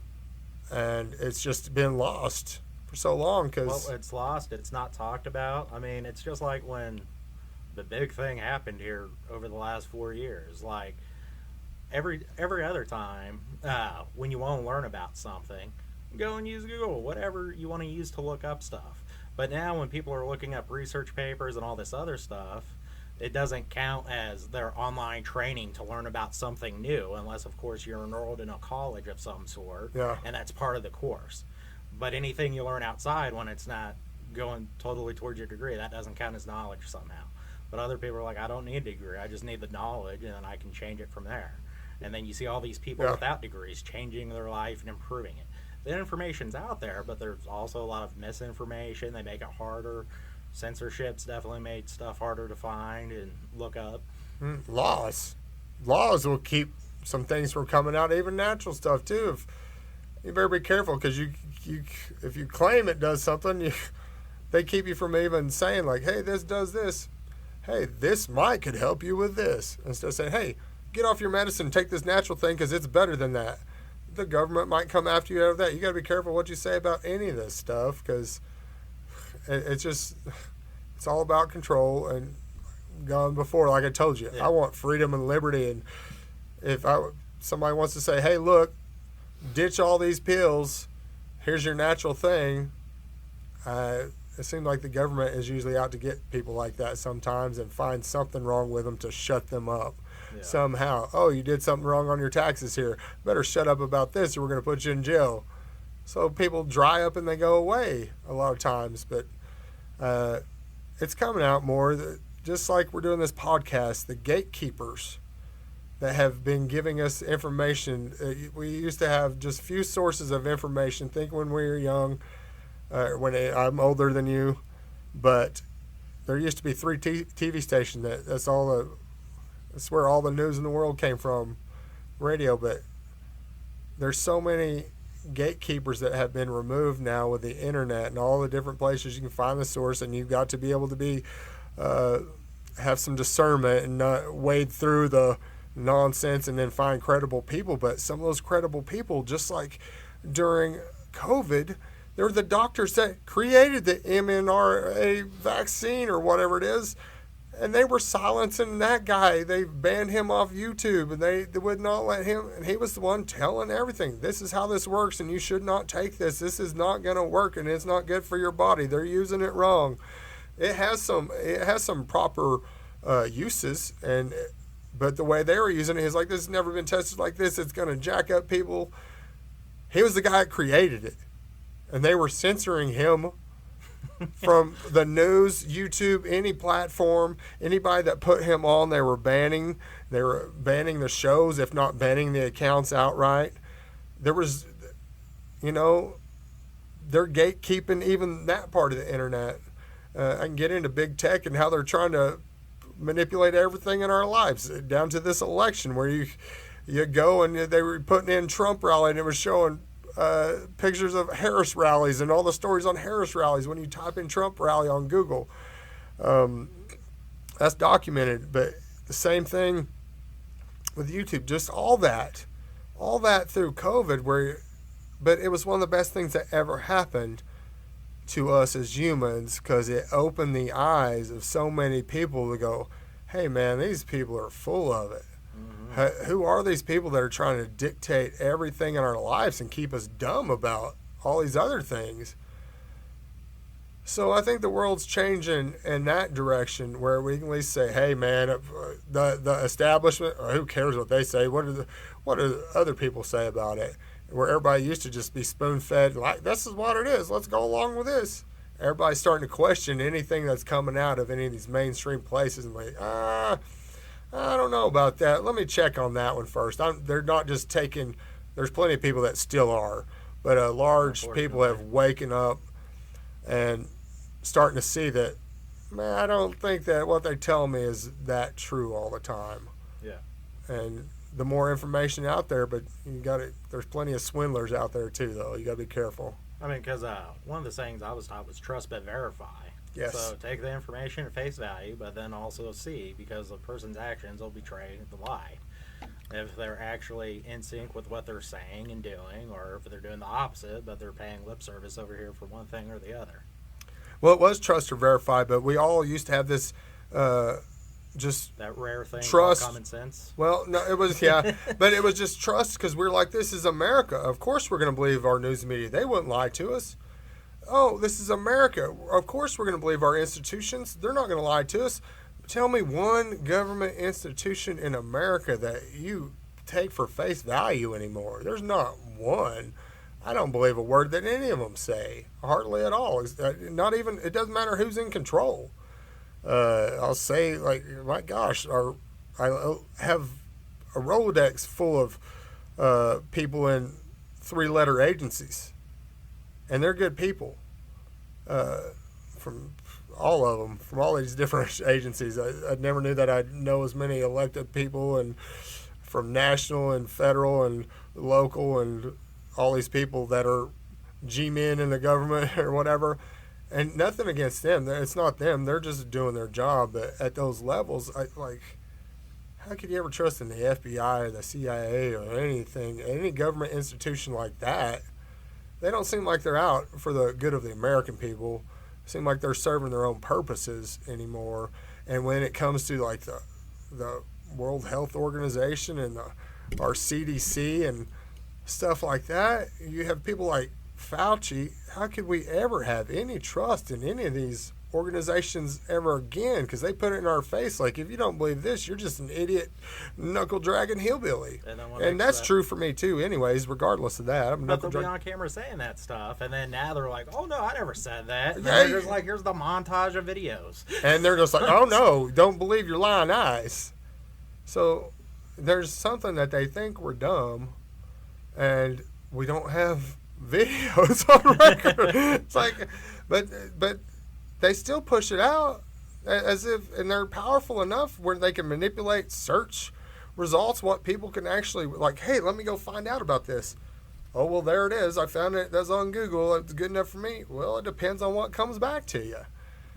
And so there's mischief afoot in America with all these institutions that we trusted in. But what was your, on the clinic, you were telling me something you said you didn't want to get Clinton and talked about, but I want to know about your medical equipment that you were talking about. So, we had a device called Avazia that was being used at the time. And so one of my bad things with, I also had another back injury. So I had a major disc herniation in my lower back, L5, S1, whatever those two ones are right beside each other. And so that was actually when I started, because nothing was helping with it. I'm listening to the VA. The VA immediately wanted to do emergency back surgery. Every veteran I hurried up and could find that had previous back injuries, all are now dependent on opioids or Tylenol 3 or something else to help with the continuous daily pain. And I'm like, well, what's the point of getting this cut out of me if it's not actually going to fix it? Yeah. And then I'm going to have one whole other issue. So we were testing. So with the acupuncturist, she was able to put needles going down my spine and different things, and using the device that used the frequency. Because if you use the same frequency as the earth, it heals, like what the bumblebee's wings flatter at. I wasn't the science guy. I was test experiment. Great thing I'm always doing. Who else send me. I'm Guinea pig. If it will help fix me or improve me, I'm down. Especially then because I was so desperate. When it first happened, it was from my waist down. I couldn't feel anything, so it was like walking around. I don't even really know how I managed to walk, but I duct taped this device to me because it had like the TENS pads that you have, but I would sweat so profusely that it would fall off. So I'm sitting there and I've got duct tape going all the way around me, and I'm running this thing for 4 days. Couldn't tell when I was stopping or going when I was using the restroom.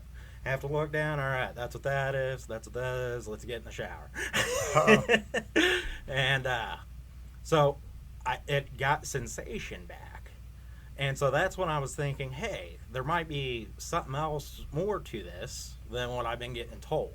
So it started making me more curious, and then I ended up being very fortunate to meet other veterans that were like-minded and way further ahead of me and their technologies and everything. And so he was like, hey, we could try this, but I'm getting an acupuncturist, and we could try some other stuff. And I was like, well, if it's going to fix anything, because that's the sad thing. Everyone wants help, but it's not until we're desperate enough to figure it out ourselves or to go seeking for the answers that the solution finally comes by. And so they went down my spine to different meridians and other, whatever they call it, and ended up stopped, because anytime it was like over 71 degrees, it would look like Niagara Falls when I would sweat. Like, even when I was over in Kuwait one time. So I'm sitting there in the chow hall line. We're like, hey, let's go get lunch. I'm like, all right. I'm wearing PTs, standing in the line. It's like 120 degrees outside, hot enough that my sweat already got dried. Then I get in front of the grill to get my grilled chicken, and the flash of heat hits me. I sit down, and I'm sweating profusely. And a little specialist comes over, and he's like, hey, your PTs are so old, you can't be in here. I was like, it's from the grill. And he's like, well, staff sergeant, you gotta leave. And I was like, well, specialist, you need to go get someone higher ranking than you. I'm eating. And so he goes and he gets someone higher ranking, and then I start arguing with him. So I have to walk out, but I pick up my tray and I go back to the back, and I just stand there eating my food, and I just throw it all in the trash can. I'm like, fuck you guys, I'm out of here, and just storm off. But sweating profusely was a really bad habit of mine. That's always why I'm wearing shorts. Yeah. And but after they did that, I wasn't sweating anymore. Also, with how we deal with grief and stuff, gallbladder, I think 22 or 23, is like you can, if you have injuries on like one side of your body versus the other, it's like a mother wound versus a father wound.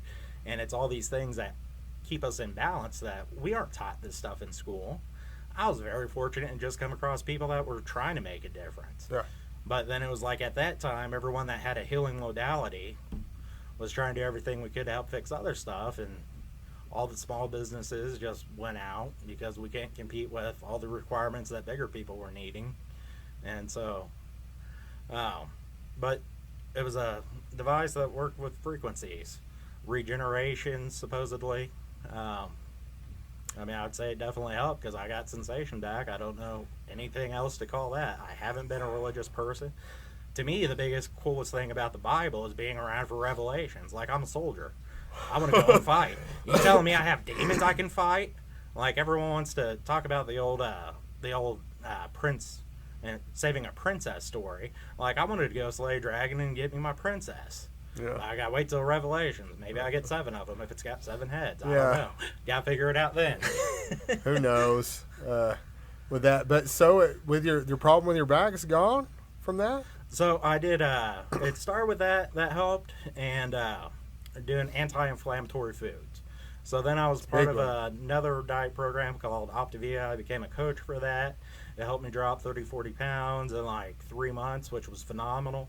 Because when you're dropping weight that fast, it's like, how the heck does this keep going? But unfortunately, the choices aren't always, it's not always affordable. Sure. Like, there's answers out there, but if you're the average American, you ain't got the infinite taxpayer funds to go and get That's whatever true. you want. Eating right is, you could do it on a budget, but I mean, go to your grocery store. Here's what I've figured out. Basically, what I've done for the eating stuff is quit mostly not fast foods, and if you eat fast foods, you got to eat them right. Mm-hmm. You can still have some fast foods, but depends what you pick. Most of it is making your own food, not eating super processed foods out of boxes. If you just cook your own food, you're going to be way better off, and all that stuff. Look, it's hard for me to get, if you eat right, it's hard enough to get enough calories in your body from good food to get your calorie count, man. So sometimes I'm so low on my calorie count, I'll go eat some fast food and a milkshake just so I get enough calories in my body. So you're eating protein and you're eating fats. Boy, if you're just eating the good anti-inflammatory foods and get protein, man, it's hard to get enough to add those calories up. Yeah. Even with protein, because I mean, there's not that much protein or not that many calories in a big old fat steak. Even if you can choke it all down, it's still not that many calories. You got to get more calories in you. So, but nutrition has changed everything in my life, and it's fixed most of my problems. It helped aches and pains and all kinds of stuff. But, Well, thinking outside the box also helps. I mean, doing stuff in moderation. So it's better to have like the 6 tiny, smaller bites to eat helps instead of just having the big, yeah. over-engorged meal at once or twice a day. The other thing that helped with my back was up in my state, we have LA Fitness that's got a hot tub, Yeah. a pool, and a sauna. And so I wasn't able to exercise or anything because of this injury. So I would go and I'm not the smartest. I was enlisted, especially as a fister. So my idea was if I sit in the hot tub, it's going to turn everything in me to goo. Then I go and I walk in the pool so I can start getting my walking back as well. And so it was definitely a crawl, walk, run phase Awesome. that helped to get me mobile again and being curious and maybe at times desperate for a solution. Have you ever heard of the 30-30-30 method? Maybe in passing, but not specifically. Here's what it is. I haven't done it because I don't need to do it, but it's what I would do because I believe it from the guy that it wasn't his idea, but he talks about it a lot. This guy named Gary Bracca. This Gary Bracca guy is, what he did was be the guy for insurance companies when somebody got a life insurance policy. He would, just from their blood work, he would be the guy that would predict their death down to the month. To the month. He said they're going to die at 67 years old, and he was as accurate within a month on everybody. So he took that, and like, I'm telling people are going to die. Why don't we tell them how they quit doing this stuff and they live longer? That's what he's done. He's made a health company from this morbid job that he had, and he was one of the number one guys in all the world to do it. Like I said, he was the most accurate guy to predict people's death just by reading paper from their blood results. He's gone and he's taught just a few things that he taught me. Like you take a multivitamin, most of us don't process anything out of that. It has to be methylated. There's genes in your body, 40% of America have it. It's called the mother effer gene. It's MTHR or whatever.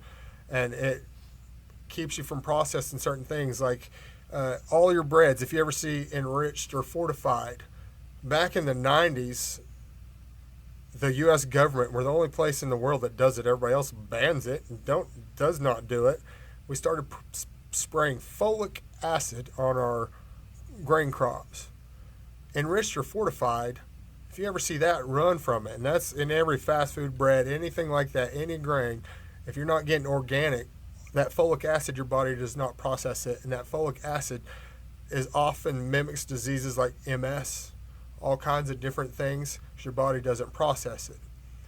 All you got to do is get methylfolate, take that folic acid out of your diet, and get methylfolate, and it fixes so many of these problems. And I actually just talked to somebody the other day with that MS, and they took away and changed that nutrition, got a methylfolate, and like whatever it was, it causes lesions on your brains or whatnot. And they've done these treatments, and it's been going a long time without any of that.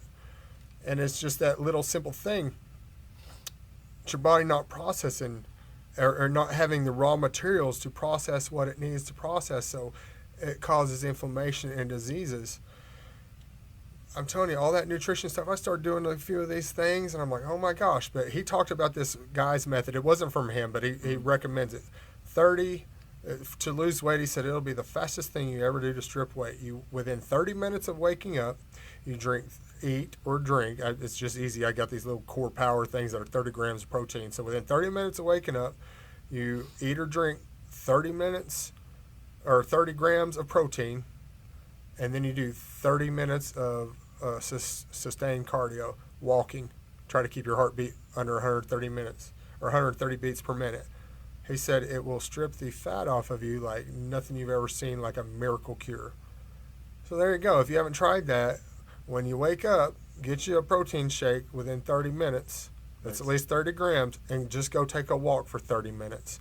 He said if you change nothing else in your life, you will see the most remarkable. And I some of the stuff this guy's said I've done, and it's been the biggest. I'm like, that dude's not. I'm like, you do a DNA test with him. His is very expensive for some reason. It's $600 when other people do it for $99. The same test. It's called a methylation test, and he'll show you what your body processes and what it doesn't, and then they will tailor supplements to you to fix your deficiencies. And that is the future of medicine right there, because it's not covering up or masking your problems. It's actually going to go and attack them, and most of it is through nutrition. It's amazing. You can look that guy up. It's Gary Bracca.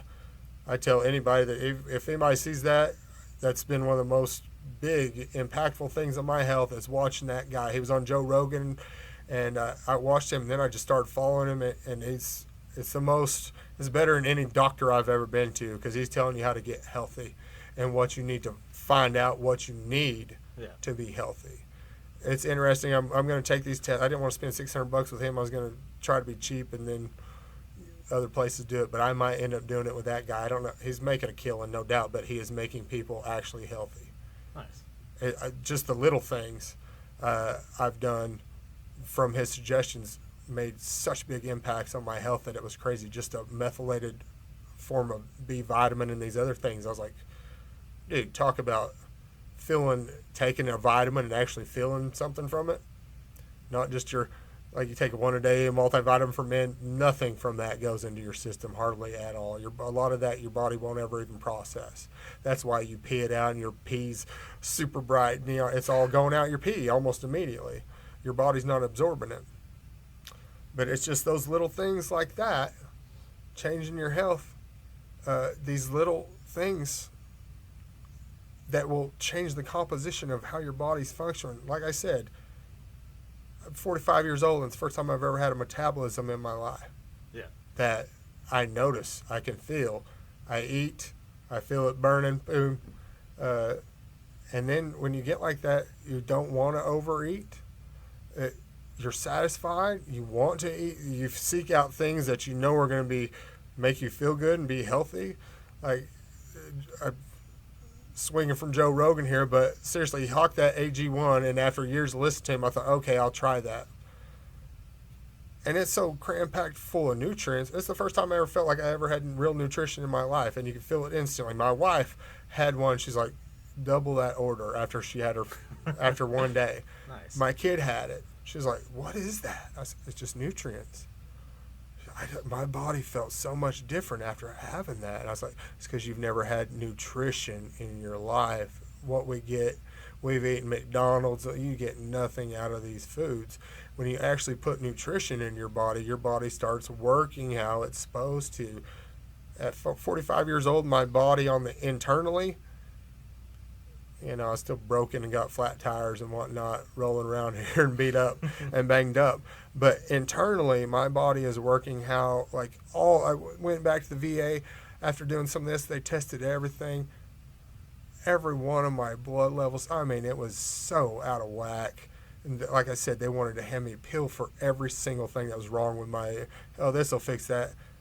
I let them send me the pills, and I went back there. The doctor said, I guess that medicine worked. And I said, I didn't take a one of them. You're trying to kill me. And I switched doctors. And it came out that internally, the blood work is the best. It's tip-top shape. It's as good as you can get. And I can't believe it, because I was looking at I'm going to get old and die real quick. Look how bad my blood is. Changed my nutrition. Not even my diet necessarily, just nutrition. I still eat what I want. I avoid some stuff, but I still eat pizza, and you just saw me throw down tacos and a cheeseburger like nobody's business. I still eat like that, but I don't make that every meal, all day, every day. Yeah. And it's amazing, get out of corporate world and how they loved it, because they're the same pharmaceutical companies kind of own the food companies too. Weird. Yeah, so they're feeding you the stuff that makes you go get the medicine. They're hitting you from both ends. I know I keep talking about tinfoil hat conspiracy stuff, but it's not. It's actually No, true. it's real. It's real. Because, I mean, the proof's in the people that have stories that are coming out of it. But that's also why they got to have censorship. Because if everyone starts hearing all this information helping us.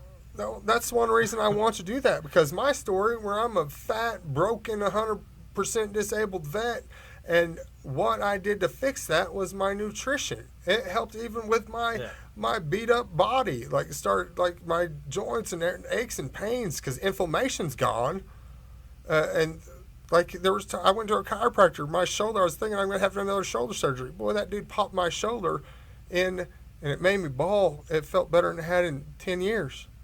And I was about to go to the doctor and just let him cut on me again. I was like, oh, skip that. But it was the first time that it had been, my body hadn't been so inflamed, it could be manipulated to put me back where I was supposed to by a chiropractic. Because it wasn't just pulling everything out, because it wasn't so inflamed. I'm just telling you, my guts, I just had a big bloated gut all the time.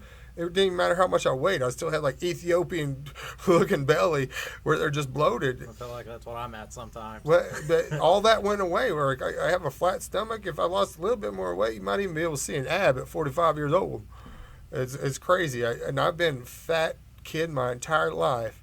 I one time in the military, and I starved myself for my commissioning physical.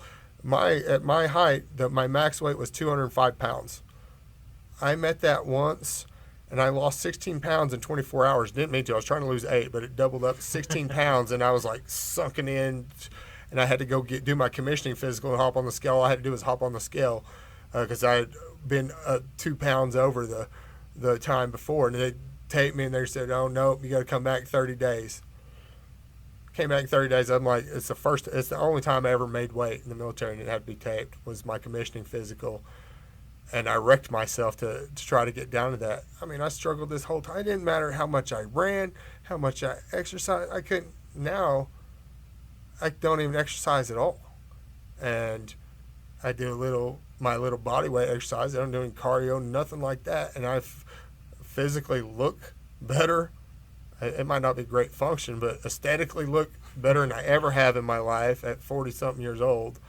And feel in better shape than I ever have, and it's only because of nutrition and listening to some of these people that are not the doctors trying to poison me from the VA, trying to give me every stupid poisonous drug they could that would just make you old and die. Yeah, that was what was weird for me, because the VA sent me to a nutritionist that they had. And the odd part was I was fat as fuck at 297, and this person was bigger than me. Oh, and I'm like, how am I supposed to take anything you say seriously if it's not even working on you? I know. I'll never get that. If somebody's a nutritionist and they're big old fatty and slob, I'm like, yeah, let's get somebody else in here, because apparently they don't know what the hell they're talking about, right? Or they're not practicing it. If they thought this stuff, why wouldn't they be practicing it? Yeah. I don't know. Well, because I come from Brazil, Indiana. That's where I grew up and was raised. It's where we finally planted, I guess, our flag whenever I was growing up from 8th grade on. Got to finish high school and everything there until I went in the military and then went out from there. But the best weight loss program I've seen come out of Brazil was the David Goggins experience. You got to just go out and run. Yeah. I'm like, that's why I want to start off with the jog, walk, running, so I can get back to the long distance running. Yeah. Well, I'm too beat up for that. I would like to do that. I thought I'd like to do that. But I even got put on a permanent walking profile because of my neck, because I was too fat, and just pounding the pavement it felt like I was in a car wreck every day just from running. I feel like I've lost weight. I did it a little bit the other day running. And I thought, I'm too fat to do this. I'm hurting myself. I'm just beat up physically. That's where I can still feel it, is in my joints and all that kind of stuff. My neck's still, I got to do some work on it. But well, so mine was, I was thinking I was going to cross-train with biking. Yeah. And so my brother-in-law, he actually does mountain biking and stuff. And when you come from Indiana to Colorado, there's a huge difference in mountains. Yeah. And so I got introduced to real mountain biking as I'm just following him on one of these easy trails. And I'm going down around a thing, and my pedal catches a rock, and I get the face plant experience. And Wow. I'm like, well, I guess if I'm trying to go out, because originally my plan was to go also mountain biking as I'm out here visiting all my brothers I haven't seen forever. But I'm like, but if I'm out there solo and this happens, that could be a lot worse with no one coming to save me. So I probably need to stick to the road biking in the meantime. Yeah. It's not as bad on my body if, because I mean, unfortunately, I'm a accident-prone individual because I don't really get the warning signs whenever oh hey, danger is near. Like I love Danger. video games because sometimes you can put it on easy mode and it'll tell you if there's anything bad around. Real life, man, just out here living No fast easy and mode in real dangerous. life. No easy mode in real life. Well, brother, what do you got from here? You're going around. You're gonna do some traveling, do some visiting, taking mom hiking. Yeah, absolutely. What else you got from there? We're gonna wrap this up pretty So quick. it's- What does your future hold? What do you see yourself doing? I'd say finally growing up, maybe. A lot of people Don't would be- do that. Who Well, wants I to do mean, that? I mean, because my parents were here, I couldn't do it in front of them. I couldn't let them have the satisfaction. Or maybe I just wanted them to have the best seat in the house so they could see my impact that they helped cause. Because one of my favorite things is like, I mean, when you're a baby boy, I grew up inside my mom. I was right there next to her heart. Like, it was a great, warm, comfortable place to be. And then I got forcefully evicted. And then I've been pissed ever since. But, I'll figure out what I'm going to do. Again, it definitely involves veterans. There's a lot of great people out there that, because we don't know how to cope and deal with what we're going through, it makes worse situations. No one's out there trying to be loving and compassionate towards them. I mean, as a veteran, me telling another man I love him nowadays, people find that completely whack. They're just like, how can you say that as a man? I was like, well, I guess we're fighting. We can do that. No, I've got over that. All my buddies, I've got over it. If I love somebody, I had no problem. I don't care. I've got over. I'm pretty secure in my manhood, and I grab my dudes and I tell them, I love you, man. See you later. Well, Now, if they're grabbing my butt at the same time, it might make it awkward, but it might be enjoyed too. well, that was so on my 2008 deployment. Went to AT the following year. One of my buddies I deployed with, I was like, "Hey, Denman, can you come over here and wash my back like you used to do overseas?" And it's a shared shower tent, and we were all laughing about it. And I go back to just washing myself, and all of a sudden he came over, threw off everyone else. But I mean, it was too late. I was already invested. Couldn't fold in. Let's roll with this. Go ahead. And so, but the main thing I want to do is I coin it Legacy 46. I want to make a difference that's going to be here and be seen in the future. I have an extremely good creative imagination, so I'm going to go out and start writing my own book. Not about my own personal life, but I might have to use it for some of the little bit of a blueprint maybe. Yeah. And create fiction. Can't be any worse than the fiction we're given every other day. Nah. Do it though. Why don't you do it? And then when we get somewhere, because I'm taking this podcast somewhere, that's what I'm going to do. And come Good. back and see us. You got Promote that book, all right? absolutely. Hey, well, I appreciate you coming here today. Anything last that you'd like to say? No, not that I can think of. Hey, well, I appreciate you. You've been an interesting guy. Your inaugural thing. Kick it off here. Hope we'll get this up and share it with you soon enough. Appreciate you, brother. Appreciate you. Thank you. Thank you, man.